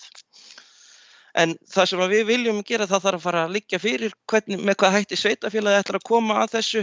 Við erum búin að fá styrkfé upp á 15 milljónir, á fjárhagsáætlunum 25 milljónir, en eitthvað af því átt að fara í klæðningu utan á húsið, þannig að við þurfum bara að skerpa á þessu og sennilega ferða fyrir byggðarráð hvernig sveitarfélagið ætlar að koma að þessu verkefni. Svo er það 5. liðurinn, það var að við vorum að leigja út leiguíbúðir. Það bárust 7 umsóknir, það voru í 9 íbúðirnar, og svo varum við að auglýsa aðra íbúð sem var laus, og við úthlutuðum 3 þeirra og svo þarf að afla frekari gagna varðandi framhaldið. Það var svona spurning með hvort menn stæðust eignaviðmið og tekjuviðmið og annað, en við ákváðum bara að reyna útrýma þeirri óvissu sem er hægt á þessum tíma. Svo lá fyrir beiðni að skýra nýskipulaða götu á Borgarfirði sem er út frá Bakkavegi og við vorum nú að ræða þetta og við komumst nú eiginlega þeirri niðurstöðu að það er hefð á Borgarfirði að hvert einasta hús hefur nafn og ekki götuheiti. Það er bara eitt hús sem hefur götunúmer og það er Bakkavegur 1. Já, þannig að við ákváðum eiginlega að stinga upp á því að þessu yrði viðhaldið þannig að þeir sem að fá úthlutuðum lóðum myndi finna nafn á sín hús sjálfir. En svo gleymdi ég náttúrulega, hoppaði ég yfir, það er varðandi Hafnarhúsið. Aðgengi sjómanna að Hafnarhúsinu, það var ekki til fyrirmyndar hjá okkur í fyrrasumar. Hafnarhúsið var náttúrulega reist meðal annars til þess að sjómenn hefðu þar aðstöðu, sturtu að salernum og sturtum og eftir að rekstur hófst á annar hæðinni þá hefur verið svona erfitt að samtvinna þetta saman þannig að menn geti gengið þarna inn og út úr húsinu og þetta er eitthvað sem ég reikna með annarkvort, ég ger mér ekki alveg grein fyrir hvort að þetta sé einhver fjárfesting en ef að svo er þá er þetta eitthvað sem er væntanlegt á borð byggðarráðs ger ég ráð fyrir en þetta þarf að leysast áður en að allt fyllist af strandveiðibátum eða bara bátum hér í sumar. En svo er nú annað sem er kannski í fréttum er það að það er verið að auglýsa aðalskipulagið sem við höfum nú aðeins rætt á fundinum sem snýr að svæðinu milli Brautarholts og Blábjarga. Minni bara fólk sem er að hlusta sem hefur áhuga á að það getur komið sínu sjónarmiðum framfæri með það. Og svo hljóma ég nú eins og rispuð plata að ég held að það sé alveg að koma að því að við getum farið að hleypa að þessi hús fara að vera tilbúin. Ég held ég hafi ekkert lengri orðum það sinni en ég held ég hafi sagt í hvert einast skipti sem ég flyt hérna skýrslu og vonandi þarf ég ekki að gera það oftar en einu sinni en takk. Takk fyrir þetta Eyþór. Þá er komið að skýrslu frá heimastjórn á Djúpavogi. Sveitarstjórnarfulltrúi Berglind Harpa Svavarsdóttir, gjörðu svo vel. Er hún tekin við af mér eða? Sorry. Er þetta ekki annar fundurinn í röð þar sem ég segi þetta? Jódís, gjörðu svo vel. Takk, forseti og annað fundafólk. Í heimastjórn á Djúpavogi hafa verið haldnir 2 fundir frá síðasta sveitarstjórnarfundi.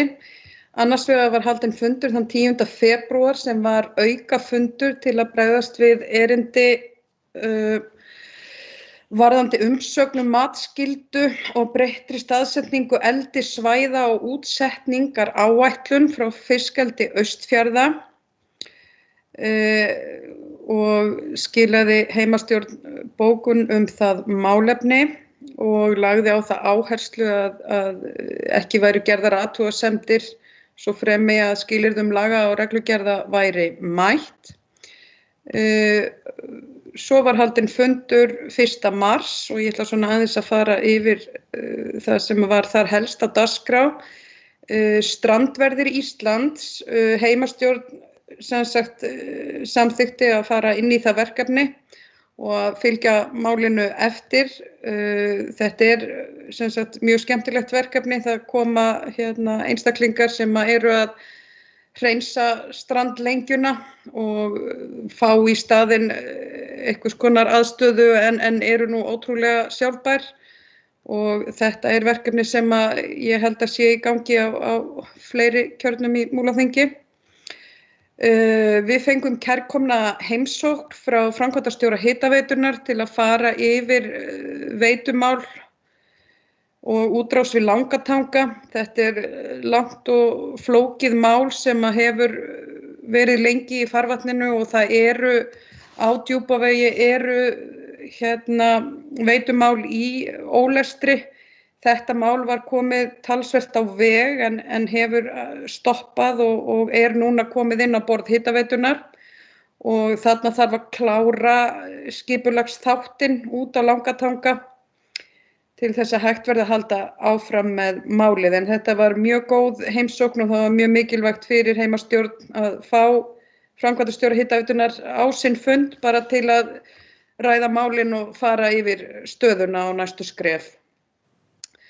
Við fengum í heimastjórn á Djúpavogi við beiðni í rauninni frá skipulagssviði Múlaþings að við myndum forgangsraða skipulagsverkefnum í gamla Djúpavogshreppi og það gerðum við og var til dæmis Gleðivíkin sem við vorum að afgreiða á þessum fundi hér þar ofarlega, en ég vil fá að leggja það áherslu að mikið af málum eru í ferli á Djúpavogi. Það eru þetta sem snýr að fráveitunni, það eru athafnasvæði, við þurfum að skipuleggja atvinnulóðir og það eru skipulag varðandi íþróttasvæðið, skólinn, smá íbúðahverfi, það er margt sem er byrjað á og sem hefur verið í bara góðum farvegi, en í sameiningarferlinu og hvort sem það er eitthvað sem er hægt að vinda ofan af eða ekki, þá eru þessi mál svolítið stopp og okkur var semst falið að forgangsraða verkefnum þar sem væri bara hreinlega ekki fjármagn til að fara í allt það sem liggur fyrir á þessu ári. Og við gerðum það og bókuðum það, en að sama skapi þá bara hefur heimastjórn á Djúpavogi alveg eins og við gerðum á sínum tíma þegar að fjárhagsáætlun var kynnt. Þá tökum við hér fram að í ljósi uppbyggingar á Djúpavogi er bara þarft að veita frekari fjármunum í skipulagsvinnu innan byggðarlagsins. Og ég held að það sé ákaflega dapurlegt að verkefni sem eru komin í góðan farveg þurfi að stoppa sökum fjárskorts. Það er náttúrulega bara alveg glatað, sko. Við fengum aðra góða heimsókn. Hafliði Sævarsson kom og fór yfir bara landbúnaðarmál í gamla Djúpavogshreppi og það var mjög gagnlegt. Það eru mörg mál sem við erum að skoða og það er margt sem fellur svo sem undir verksvið heimastjórna, en ég tók nú líka að mér að koma því á framfæri á þessum vettvangi að það yrði svona ekki neitt rof í því sem var innan gömlu sveitafélagana, að þegar sameiningin er orðin að það eru ákveðnar búfjársamþykktir og ýmislegt sem varða fjallskil og annað, að þetta má ekki einhvern veginn svona daga uppi, þannig að við þurfum bara að fylgja því vel eftir að öllum þessum málaflokkum og eins að það sé líka bara þetta samtal milli aðila sem áður voru í sitt hvoru sveitafélaginu en eru nú orðnir partur af einu sveitafélagi, að við séum einhvern veginn svolítið að tala saman og samræma alla verkferla og við þökkum Hafliða bara fyrir góða yfirferð. Farið var aðeins yfir málefni, varðandi upprekstur í Tungu, en það svo sem það hafði borist nokkur erindi, en þar sem að samningur þetta er útrunnin þá er svo sem ekkert svo sem meira í því. Og sama er að segja erindi sem okkur barst frá íbúum á Djúpavogi varðandi bókasafn og tónlistarskóla, en þar var sveitafélagið í rauninni eða heimastjórn falið að athuga hvort sveitafélagið hefði tök eða áhuga fyrir því að kaupa gamla Landsbankahúsið á Djúpavogi til þess að koma tónlistarskóla og bókasafni þar undir eitt þak. Húsið var hins vegar selt þegar þetta var tekið fyrir á fundi, þannig að við bara bókuðum í rauninni það að við þurfum auðvitað bara að halda áfram á þeirri vegferð sem hefur verið. Það þarf að styðja við grunnskólan á Djúpavogi, það þarf að halda áfram þar uppbyggingu. Staðan er núna þannig að tónlistarskólinn er í Löngubúð, heimilisfræðikennslan er á öðrum stað og þetta er bara þröngur kostur og fólk þekkir það nú úr öðrum kjörnum, en við leggjum bara á það áherslu að áframhaldandi uppbygging við skólann þannig að framtíðarlausnir finnist fyrir þessa þætti skólastarfsins fáist. Ekki meira frá mér í bili, takk. Takk fyrir þetta, Jódís. Þá komið að heimastjórn á Fljótsdalshéraði, sveitarstjórnarfulltrúi Vilhjálmur Jónsson, gjörðu svo vel. Forseti og fundamenn, 50 fundur heimastjórnar Fljótsdalshéraðs var haldinn 1. mars. Á fundinu kynnti Gyða Vigfúsdóttir stöðu verkefnis skráningu örnefna á Fljótsdalshéraði sem félag eldri borgara á Fljótsdalshéraði vinnur að í samvinnu við sveitarfélagi samkvæmt samstarfssamningi við Landmælingar Íslands söfnun og skráningu örnefna. Að skráningunni lokinni verða örnefnin aðgengilega á nefnæfi grunni Landmælinga Íslands örnefnaskrá frá nafnafræðisviði Árnastofnunar notaðar við verkefni. Fyrir hverja jörð þarf að skila Landmælinga upplýsingum heimildir og heimildamenn eftir því sem við á. Heimastjórn Fljótsdalshéraðs hvetur til þess að farið verði skipulegra skráning og annarra svæða í sveitarfélaginu. Fyrir fundinum lá fundargerð starfshóps útgerðarverkefni frá 9. desember síðastliðinn og áfangaskýrslur, náttúruvernd og efling byggða í verklutum 1 sem fjallar val og lýsingu svæð og 2 þar sem fjallar hagrænar sviðsmyndir unnar af Náttúrustofu Austurlands. Hvoru tveggja bara mjög áhugaverð verkefni. Heimastjórnin hvetur til kynningar fyrir íbúa þegar aðstæður leyfa. Ég held að megi segja að kynning var fyrirhugað en hefur verið frestast af COVID-ástæðum. Á fundinu voru kynntar hugmyndir frá Austurbrú lagfæringar á vegslóða frá Kárahnjúkastíflu í Jökuldal á brú til að bæta hringleið hálendi en leiðin býður upp á möguleika til afþreyinga fyrir ferðamenn með fjölmörgum áhugaverðum stöðum. Heimastjórn Fljótsdalshéraðs hvetur byggðará til að taka málið fyrir vegagerðin og hagaði enda mikil tækifæri fyrir ferðaþjónustuna á Austurlandi að bæta aðgengi að svæðinu. Á fundinum voru staðfestar 3 tillögur frá umhverfis- og framkvæmdaráði um breytingar á deiliskipulagi þar á meðal við Fellaskóla og einnig var staðfest tillaga frá umhverfis- og framkvæmdaráði um skógrækt í landi Hvannár 1 á Jökuldal. Takk fyrir. Takk fyrir þetta, Vilhjálmur. Þá komið að skýrslu frá heimastjórn á Djúpavogi, sveitarstjórnarfulltrúi Berglind Harpa Svavarsdóttir, gjörðu svo vel. Þess að heimastjórn á Seyðisfirði, en að ég tek hana. Við vorum með 2 fundi, sem sagt 1. mars vorum við með fund og þar voru 3 liðir, segi ég.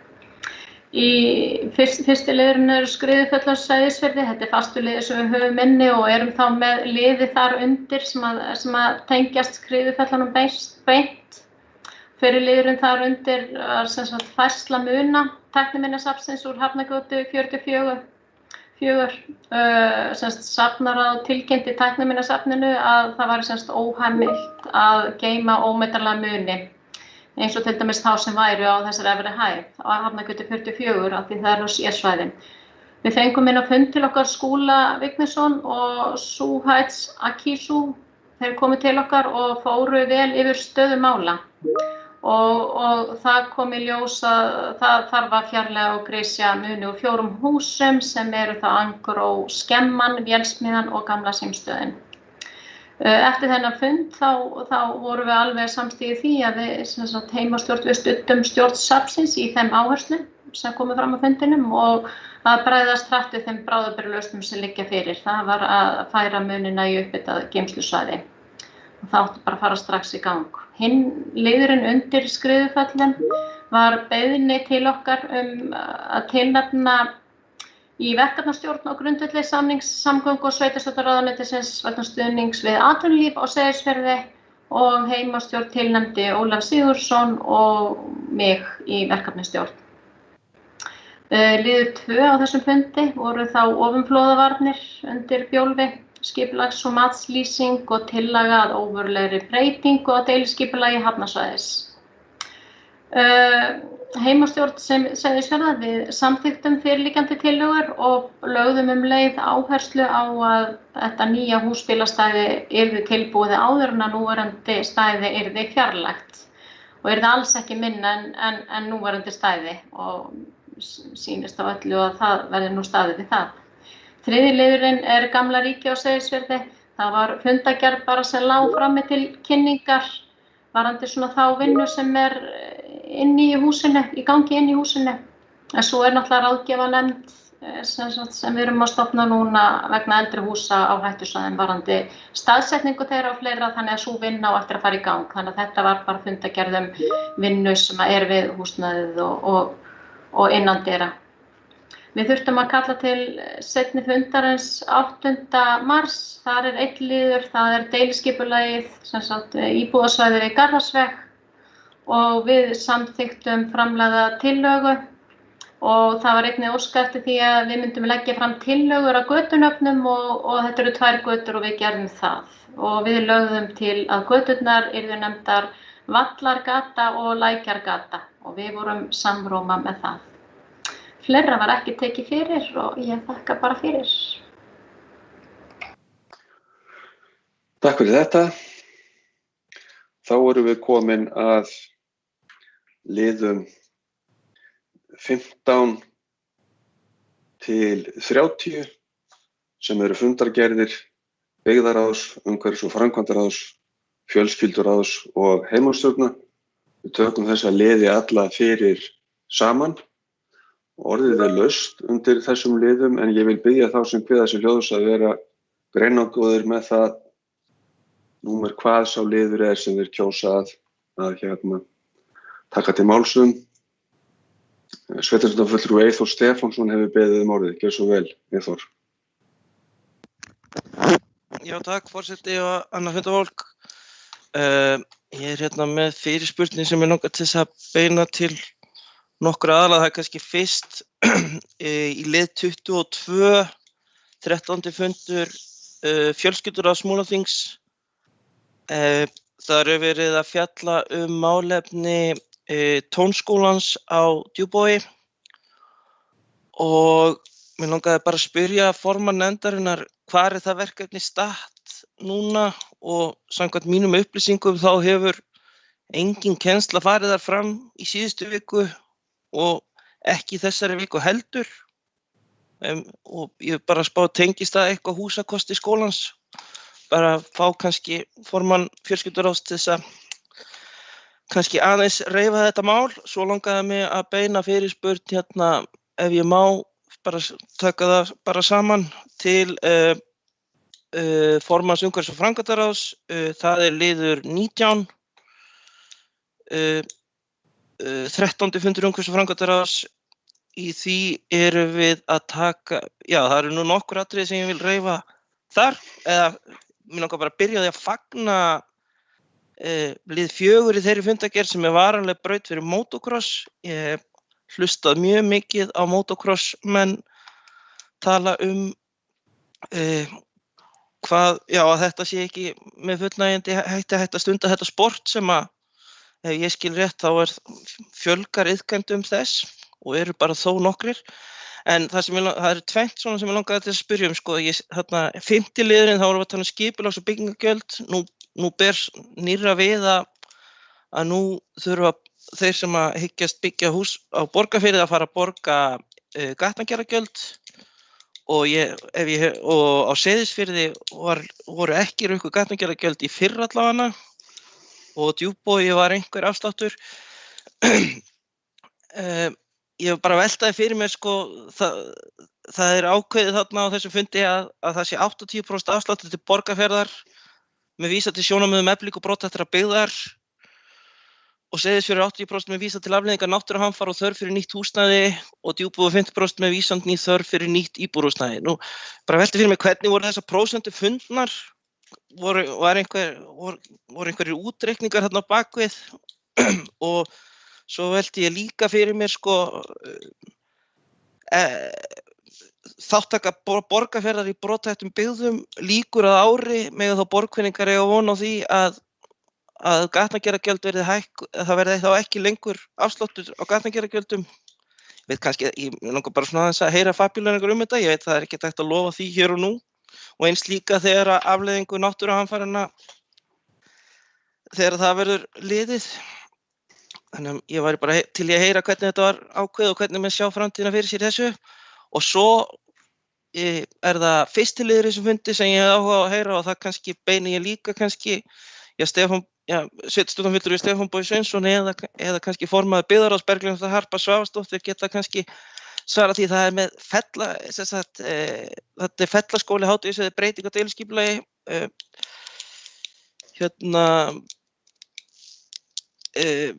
þetta ekki, ef ég skil rétt þá var þetta leikskólinn eða ekki, nýji leikskólinn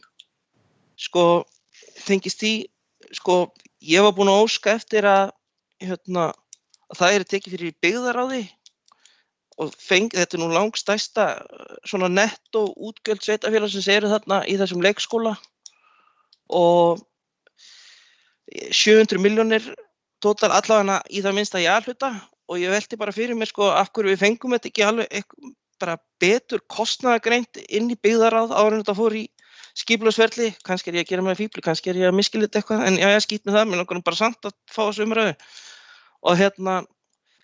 Og svo líka langar mig að heyra aðeins fabulur það, því að ef ég hef mínar upplýsingar rétt, þá vorum við að eyða 700 milljónum í nýjan leikskóla, sem gott og vel, þá þarf nýjan leikskóla sannlega, en það fjölgar leikskólaplássum heil 10 og ég bara spyr, væri ekki hægt að fjölga þeim aðeins meira þó að ég viti að Fellabær eigi ekki að hafa fleiri leikskólapláss en nú ástandið þannig í sveitarfélaginu að það þarf fólk á Egilsstöðum að keyra börnin sín í Brúarás. Það þá skárra að þurfa að keyra yfir nesið heldur en yfir Heiðarendan.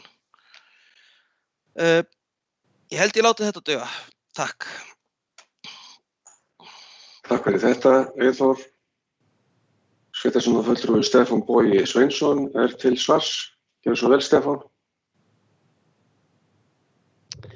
Jú, forseti og ágætt að funda fólk að mér var beint í þessu. Þá varðandi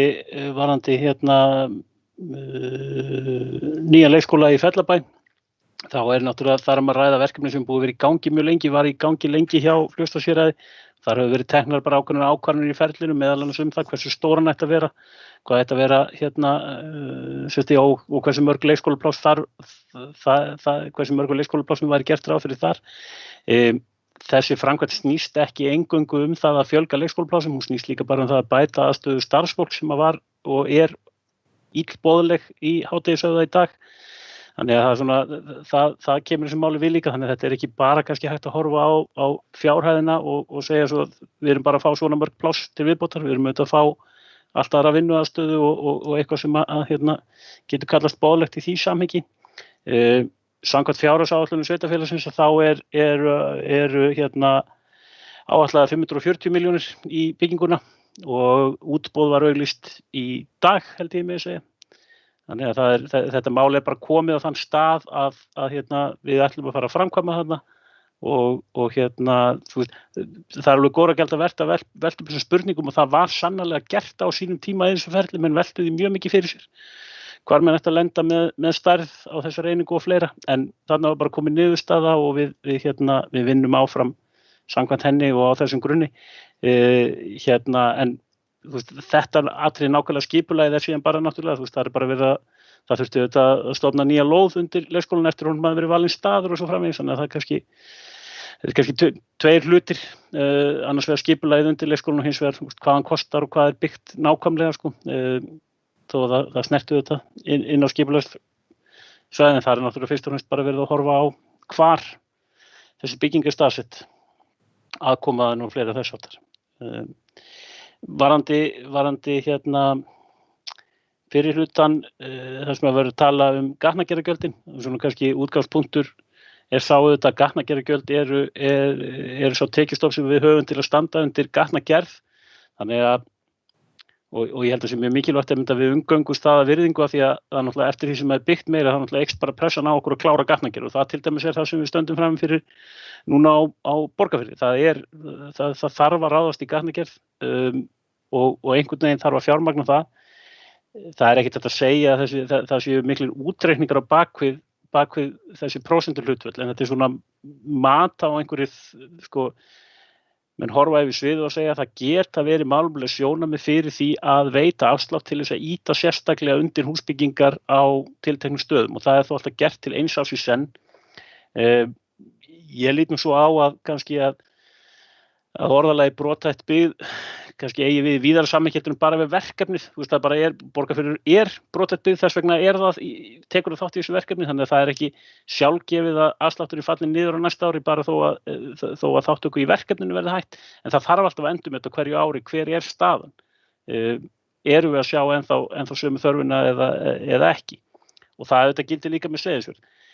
Þar hafði verið í gildi tímabundin afsláttur og það var ákveðið náttúrulega viðhalda 80% afslætti þar líka og kannski fyrst og fremst vísa bara í það þessi sértaka þörf núna í kjölfar þessari náttúruhamfara og það verður endurmetið eftir árið en þetta bara, þetta rauninni bara verkefni, menn horfa yfir sviðið og kanna eru svona einhver almenn rök fyrir því að veita þessu afslætti og þetta niðurstaða, þetta sjálf og sér bara, menn fara yfir sviðið, gera einhverja tillögu sem munum fyrst verið þokkalega skynsamleg og komast að einhverju niðurstöðu og þetta verður bara verkefni framöndan næstu árin.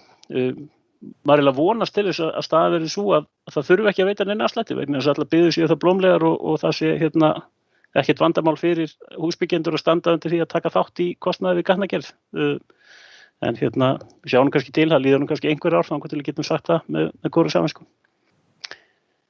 Svo ætla ég bara að taka undir varandi, þetta auðvitað mjög gott mál varandi þessar hugmyndir varanlega braut fyrir motocross og ég ætla nú sérstaklega að hrósa þeim hjá Akstursíþróttaklúbbnum Starta. Þeir hafa verið mjög duglegir þau hafa verið mjög duglegir í þessari vinnu og lagt og í rauninni bara alveg frá því að ég fór að koma hér að málum á Fljótsdalshéraði þá hafa þau margoft sýnt að þau eru tilbúin til að leggja mikið á sig til þess að koma sér upp aðstöðu og sjálfsagt mál að vinna með þeim að því.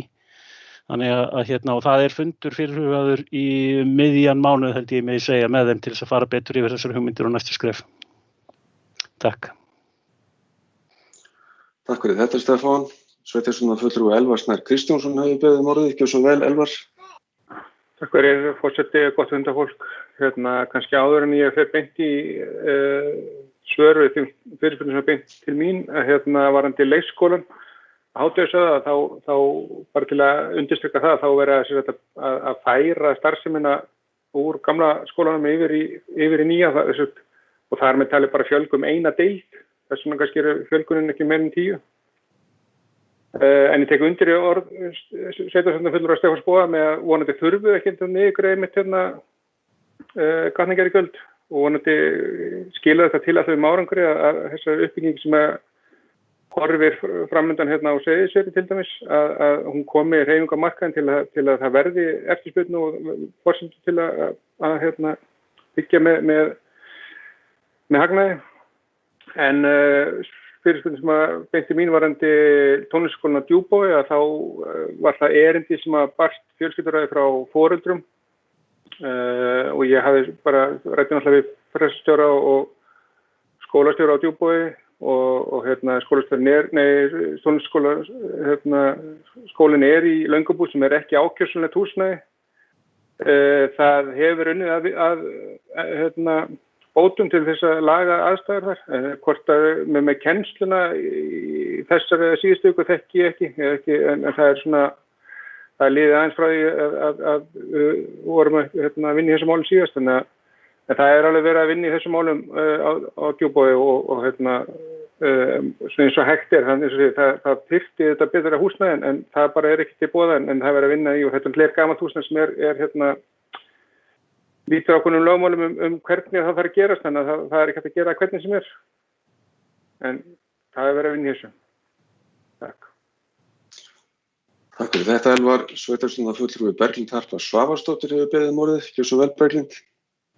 Já, takk fyrir, forseti, góðir fundarmenn. Ég ætlaði bara að bræðast við fyrirspurn sveitarstjórnarfulltrúa Eyþórs Stefánssonar. Þú nefndi fyrst breyting á deiluskipulagi, það náttúrulega bara tengt þessari framkvæmd, þessari leikskólaframkvæmd, en hún svo sem ekki á mínu borði, þannig inn í byggðaráði, en það var náttúrulega deiluskipulagsbreyting sem varð að fara í ganga því þetta í rauninni á sama svæðinu, Fellaskóli og Hádegisöði. Varðandi kostnaðinn, af því þú talar alltaf 750 milljónir eða 700 og eitthvað, þá þetta einmitt 540 milljónir sem rauninni, alls ekki 700 og eitthvað.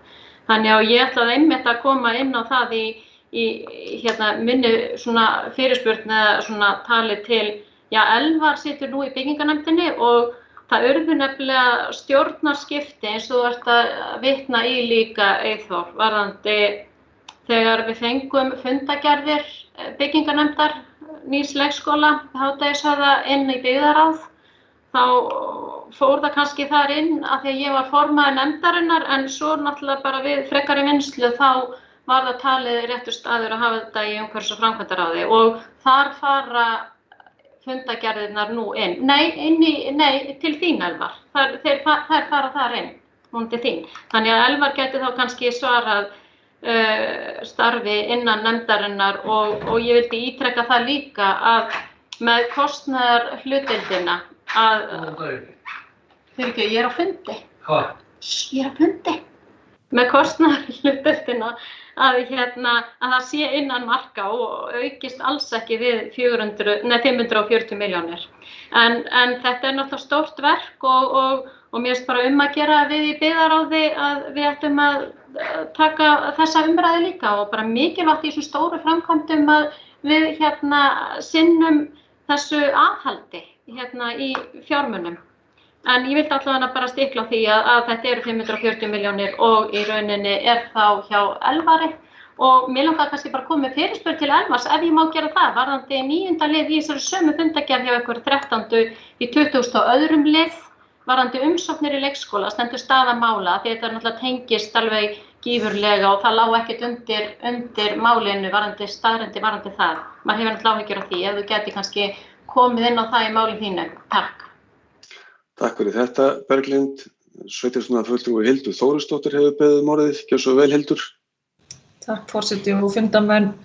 Ég ætla aðeins að koma inn á gatnagerðargjöldin því við feldum þau hér niður í 1 ár sérsta fullu og það var alveg greinilegt að það hafði eitthvað að segja því það voru margar fyrirspurnir sem okkur bárust og ég held ég geti fullyrt að í öllum kjörnum Múlaþings er mikil vöntun á húsnæði og kannski hægt að segja að það sé bara ákveðin stöðnun, sérstaklega í smæstu kjörnunum og það er til mikils að vinna að við reynum að fjölga húsnæði á öllum stöðum og þar með fjölga íbúum.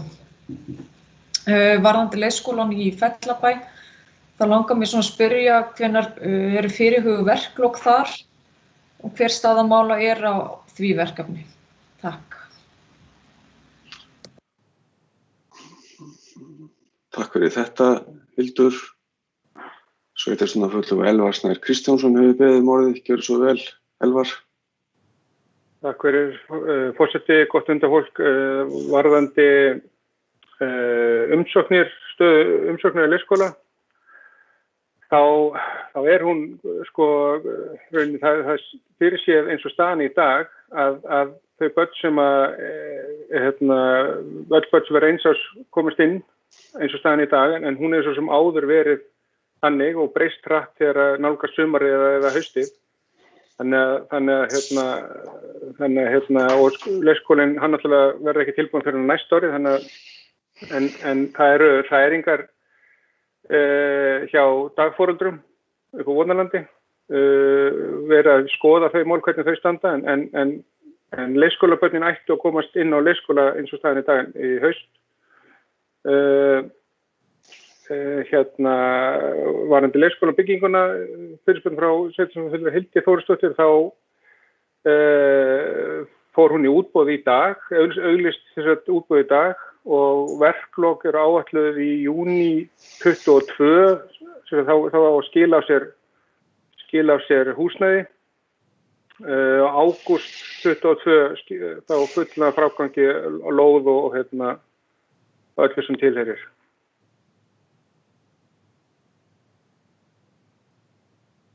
Takk fyrir þetta, Elvar. Sveitarstjórnarfulltrúi Eyþór Stefánsson hefur beðið orðið. Gjörðu svo vel, Eyþór.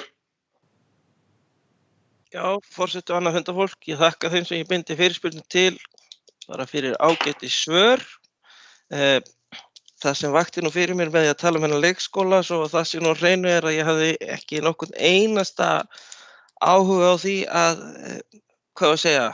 minnka vægi þarfarinnar á þessari byggingu og alls ekki að reyna að tefja málið. Hins vegar bað ég tvisvar þá að fundi byggðaráðs því að þar sem ég sit nú í minnihluta þá það eitt af hlutverkum okkar í minnihluta að veita meirihlutanum aðhald og það gerum við meðal annars með því að fá kostnaðaráætlun.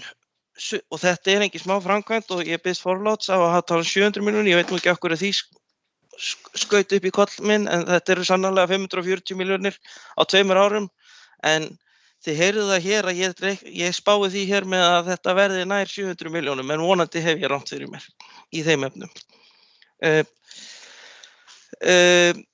Já, annað var það ekki, ég vildi bara ítreka það að ég var kannski að gagnrýna eða benda á að ég vildi fá þetta fyrir löngu síðan inn á byggðaráðsfund þannig að mætti rýna kostnaðaráætlunina við þetta því að ég tel það vera þeirra sem eru ég tel mig nokkuð talna glöggan og þar af leiðandi rennur með blóði til skyldunar að gera það en þá ég að hafa aðgang að gögnunum og þau hef ég ekkert haft og svo þetta bara komið í skipulagsferli og það langt síðan ég bað þetta sem sagt, það það sem ég meina.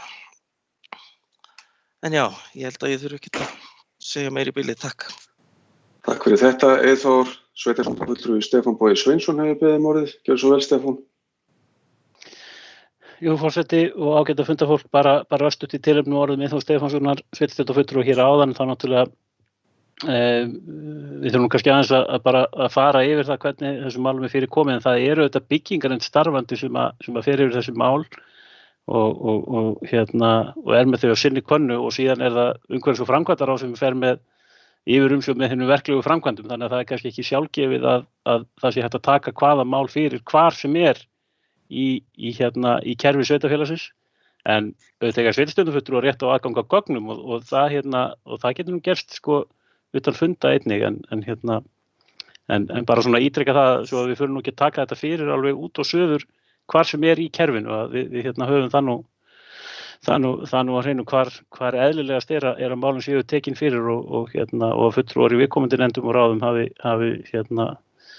mest þau að segja.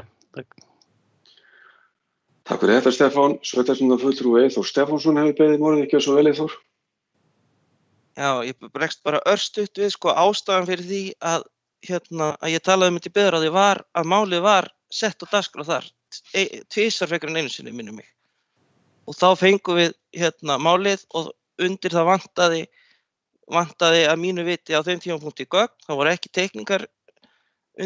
einu sinni teikningar undir gögnunum og þá kallaði ég eftir að fá kostnaðaráætlun niður sundurliða það þannig einmitt að maður geti gengt þessu aðhaldshlutverki sem maður á að vera að sinna. Takk. Takk fyrir þetta Eyþór, sveitarstjórnarfulltrúi Berglind Harpa Svavarsdóttir hefur beðið orðið, ekki svo vel Berglind. Já, takk fyrir forseti góði fundamenn. Ég ætlaði bara að vegna þess eins og þú segir þetta kom inn á fund í byggðaráði og það var bara verið að skoða ennþá hvar hinar og þessar fundagerðir væri eðlilegast að þær væri inni og þar í rauninu komið bara til kynningar fundagerðir og svo gat ég náttúrulega gefið smá dýpt í það að þegar ég var formaður þessar byggingarnefndar en í kjölfar sameiningar þá var farið í stjórnarskipti í öllum byggingarnefndum og þetta var endurhugsað og þetta var sett í fjölskylduráð af því að starfsmaður þar í rauninni formaður sem sagt bæði Elvar situr í nefndinni og svo Helga Guðmunds, hún starfsmaður þessara nefndar. Þannig að en eins og með öll gögn og ekkert mál að kalla eftir þeim og að gera að þú rýnir í þeim og ég íti líka undir það að kostnaður verði innan marka og það þarf að sýna aðhald og það bara hinu góða að þú rýnir í þetta. Þannig að ástæðan bara að þetta var endurhugsað og ný stjórn og sett á viðkomandi stað eftir bestu hugsun bara hvernig virkar best í kerfinu. Þannig að það bara ástæðan fyrir því að þetta statt þar núna. Takk fyrir. Takk fyrir þetta Berglind, sveitarstjórnarfulltrúi Elvar Snær Kristjánsson hefur beðið orðið, gjörðu svo vel Elvar. Takk fyrir forseti, gott fundafólk, bara skjóta því að ég veit svo sem ekki hvenær þessir fundir voru sem að sveitarstjórnarfulltrúi Eyþór Stefánsson talar þessi byggðaráðsfundir þar að segja. En byggingarnefndinni bárust þessar tilboðsgögn 22. febrúar í gáttina, þannig að inn á svæði, þannig að það er ekkert rosalega langt síðan það er að koma því að. Takk. Takk fyrir þetta, Elvar. Forseti vill að gefnu tilefni minna á að á sínum tíma ákváðum við að taka fundargerðir saman sem einn lið, svona til hægðarauka. Ef að það á að geta gengið upp, þá skiptir máli að þeir sem taka til máls, þeir geti þess undir hvaða lið þeir eru að tala hverju sinni. Þannig að við höldum svona lágmarksaga á því og við förum ekki út og suður. Ekki fleira frá mér í bili, en orðið er laust. Sveitarstjórnarfulltrúi Eyþór Stefánsson hefur beðið um orðið. Gjörðu svo vel, Eyþór.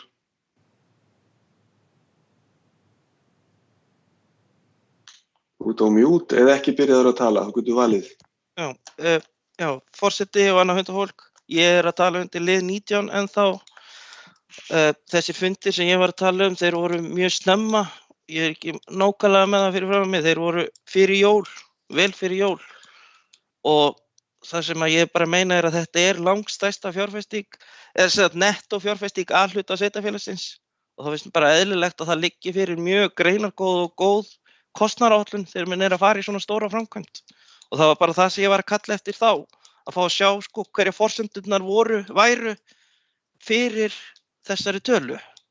Ekki að þetta væri eitthvað slump, og ég er ekki að ætla mönnum að þetta hafi verið eitthvað slump, ég vil bara fá að sjá það. Heyrðu, já, takk. Takk fyrir þetta, orðið er ennþá laust undir þessum liðum. Taki enginn til máls, þá lít ég svo á að umræðum liði 15 til 30 sé lokið og þá erum við komin að lið 31 sem er skýrsla sveitarstjóra og sveitarstjóri Björn Ingimarsson hefur orðið. Gjörðu svo vel, Björn. Já, forseti og gott fundafólk. Fer bara í stuttu máli yfir það helsta. Ef ég tek þá fyrst ráðuneyti og þingmenn, þá eigum við von á samgöngu- og sveitarstjórnarráðherra hingað til fundar með okkur á morgun og ég minni bara á það að við erum að taka þann fund klukkan 9 í fyrramálið og þá erum við að fara yfir meðal annars erindi sem við höfum sent á ráðherrann og ástæðan fyrir við óskuðum eftir því að kæmi og breyðist við. Síðan verður jafnframt gengið frá þessu samkomulagi sem hefur verið í farvatninu sem að sveitarfélagið Austurbú og samgöngu- og sveitarstjórnarráðuneytið kemur að. Ef við horfum til samstarfsmálana þá eru svona þessi reglubundnu fundir aðgerðarstjórnar alltaf einu sinni í viku og munum væntanlega eitthvað halda áfram. Þá á við þessa svokölluðu COVID-fundi, svo kölluðu þá. Stjórn SVF Aust, almenningssamgangna, hefur fundað allavega í tvígang og við erum að fara á funda fljótlega. Framkvæmdaráð brunabótar er að funda núna á föstudaginn og í næstu viku eigum við fund í stjórn samtaka sveitarfélaga á köldum svæðum. Málefni skólaskrifstofu Austurlands hafa verið í vinnslu og við áttum fund meðal annars með fulltrúum Fljótsdalshjálp í síðustu viku sem við fórum svona yfir þessi stöðu en það er líka verið að menn hafa verið að vinna þetta með starfsfólki í skólaskrifstofu og svona mín tilfinning er svo að þetta muni í rauninni bara fara í rauninni í góðan farveg en þetta er vinna sem þarf að vinnast og við þarfum að ljúka þessu helst, ekkert helst, við erum að vera búin að teikna þetta upp fyrir sömarið því við erum að horfa til þess að fræðsluhlutinn sérfræði þjónusta fræðslumálana fari inn til sveitarfélagana í haust, annars vegar Fjarðabyggðar og hins vegar Fljótsdalshérðar. Stjórn Ársæla hefur haldið nokkra fundi enda eru sem sagt hafa verið undirbúa þar og það var farið í útboð vegna hönnunar, lengjunar eða Lagaráss og við væntum þess að eða samkvæmt niðurstöður því þá mun liggja fyrir hönnun og útboðsgögn í byrjun maí og þá taka sveitarfélögin, Fljótsdalshreppur og Múlaþing ákvörðun það hvort verður haldið áfram með þá fjárfestingu en við gerum ráð fyrir því í okkar langtíma fjárfestingaráætlun. Það var haldinn aðalfundur á Sala og síðan hefur almannavarnanefndin verið að funda annars vegar út af bara viðbragðsmálum og hins vegar vegna aðgerða í tengslum við faraldurinn COVID-19. Við áttum fund ásamt öðrum sveitarfélögum með fulltrúum Icelandair þar sem voru að kynna þeir breytingar sem hafa verið í fréttum núna undanfarna daga og það var bara ágættur fundur og mín tilfinning var svo að þarna væru menn að stíga rétt skref. Norræna kom eftir breytingar í sína fyrstu ferð til Seyðisfjarðar í gær og ég var nú bara svo heppinn að koma þar borð og það alveg ótt að segja að þetta virkilega myndalegt og þarna hefur greinilega verið vel verk í staðið. Við áttum fund með fulltrúum Vatnajökulsþjóðgarðs vegna vegslóðamála og síðan eru svæðisskipulagsfundur sem búið boðað til næstu viku og ég ætla að við munum sitja líka eiga fleiri fundi með Fljótsdælingunum varðandi samstarfsverkefnin.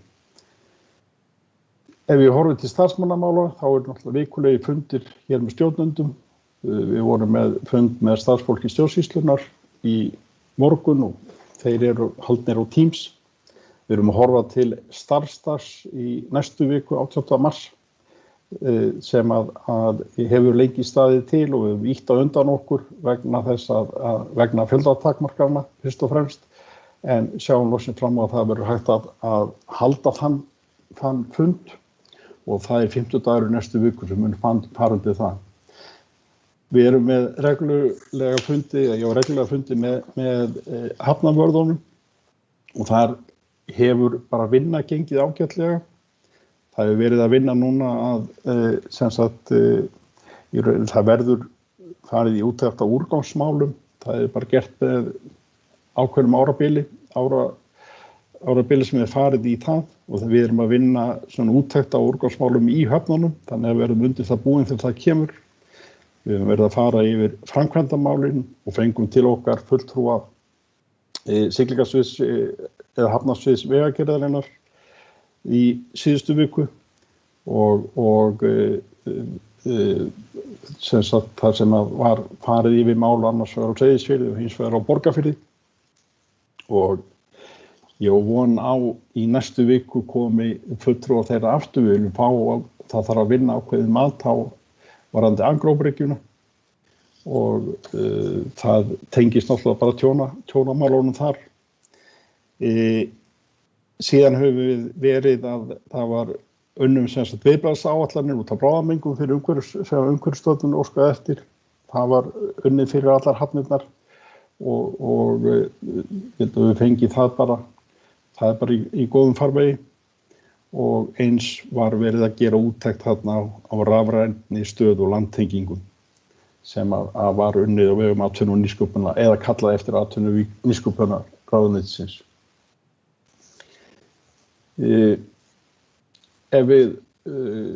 Það svona ýmsar hugmyndir sem að detta inn á borð sem að geta svo sem ekkert viðræðanlegt allt og mikið en það bara hægt að segja frá því og sem jákvætt að það eru aðilar hér á svæðinu sem eru með hugmyndir varðandi þróun atvinnulífs og ég á frekar von á því að það muni eitthvað líta dagsins ljós varðandi þær hugmyndir sem verður hægt að viðra og opinbera fljótlega. Við áttum fund með fulltrúum síldarvinnslunnar daginn og erum svona að horfa til þess hverja verða svona framtíðar áherslurnar. Það mikilvægt að okkar samtal og þeirra verði virkt því að þetta fyrirtæki sem skiptir okkur verulegu máli. Við áttum fund með eftirlitsnefnd og fjármálastjóri með eftirlitsnefnd með fjármála- og sveitarfélaga þar sem var óskað eftir þeir fundi að þeirra hálfu og óskup eðlilegt. Hér nýtt sveitarfélag að ræða og við vildum fá svona yfirferð á þessa sýn okkar með hliðsjón af fjárhagsáætluninni og við fórum bara vel yfir það með þeim. Í þar næstu viku verður landsþing sambandsins haldið fyrir sunnan Reykjavík. Ef maður tekur svo þessa ef við tökum rekstur sveitarfélagsins þá höfum við náttúrulega verið með reglubundna íbúafundi á Seyðisfirði en við höfum ekki haldið fundi núna undanfarnar 2 vikur og á síðasta fundi fórum við yfir það að það yrði þá bara boðað til hans sérstaklega þegar að við sæjum ástæðu til en það má segja að það er svo sem ekkert nýtt uppkomið en ég að gera mig vonur að það muni fljótlega að koma svona nýjar fréttir eða niðurstöður varðandi frumatsathugsanir og úttektir sem við verið að vinna og þegar það liggur fyrir þá munum við taka annars vegar fundi með íbúum sem á viðkomandi svæði og síðan íbúafundi með öllum íbúunum. Helst hefðum við viljað sjá að við getum tekið þessa fundi fljótlega sem snertifundi en það er ekki hægt eins og er. Við höfum verið í tölulegum samskiptum við bæði við fulltrúa náttúruhamfaratrygginga og eins og ofanflóðasjóðs og ég sé fyrir mér að þau samskipti munu halda áfram. Það hafa aðeins verið deildar meiningar varðandi hvað ber hverjum að kosta og bera kostnað af. Sjálfsagt þetta bara eins og ekki sjálfsagt, svona þetta bara þegar menn að ákveða það hvernig á að ráðstafa fjármunum. En ég þykist vita að við munum finna lausnir á þeim málum en það að segja að hreinsunarstarfið, við látum þetta ekki hafa áhrif á það. Við keyrum það áfram bara á fullri ferð og það hefur gengið bara mjög vel.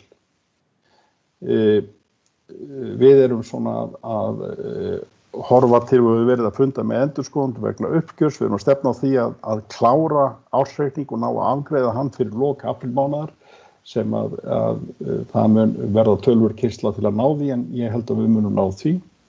Ég get upplýst líka hér að það barst í gær fundarboð til aðalfundar hitaveitu Egilsstaða og Fella sem verður haldið föstudaginn 19. mars og ég svona hvet ykkur til þess að 17 fulltrúar sem það geta til að mæta. Við munum taka setja þetta á formlega á dagskrá byggðarráðs í næstu viku en það náðist ekki á dagskrá þessa fundar vegna þess hversu seint það barst en því komið hér á framfæri núna. Og síðan það varðandi menningar og menntamálin, það verið að vinna að þessu eins og hann séð í fréttum varðandi minnismerki Hans Jónatans og ég á von á því að það fari bara í góðan farveg. Við höfum átt fund með stjórnendum tækniminjasafnsins og verðum að skoða þau mál. Þar náttúrulega verið að vinna að munnabjörgun og vörslu. Það verið að vinna náttúrulega við framkvæmdir vegna menningarhússins og eins hönnun. Það bæði að ljúka hönnun í sláturhúsinu og síðan að byrja útfærslu á hönnunni við safnahúsið. Og síðan reikna ég bara með að ég svona að gera mig vonur það og reikna með því að við förum að koma svona í eðlilegra horf. Ég voru alveg varfið það og eins og maður hefur skynjað að það svona auðvitað eru svona ýmsir hnökrar sem hafa komið upp og ósköp eðlilegt í tengslum við sameiningu sem þessa því þetta nú ekkert Þetta ekki minnsta samning sem átt hefur sér stað og ekki svo einfaldasta heldur því að við erum að innleiða hér ýmsa hluti sem eru algjörlega nýir og það væri mjög skrítið ef að þetta hefði myndi allt saman rúlla nákvæmlega eins og hefði viljað. En ég hef fulla trú að við náum að slípa þetta til og laga þetta og eins og kom fram hér í umræðu áðan, við munum taka vinnufund eða taka hluta dags í það að slípa þetta til og ég held sé ágætt að gera það einmitt þegar við erum búin að reka okkur svolítið á að ýmislegt þarf að laga. Það hefur verið erfiðara að gera það áður fórum af stað með þetta. En ég alveg sannfærður það að við munum ná þessu og að þetta muni ganga vel. En ég ætla ekki að hafa með lengra sinni. Takk fyrir þetta, Björn. Nú fer að líða að lokum þessarar útsendingar. Ég þakka sveitarstjórn fyrir málefnalegan og góðan fund og hér lýkur útsendingu.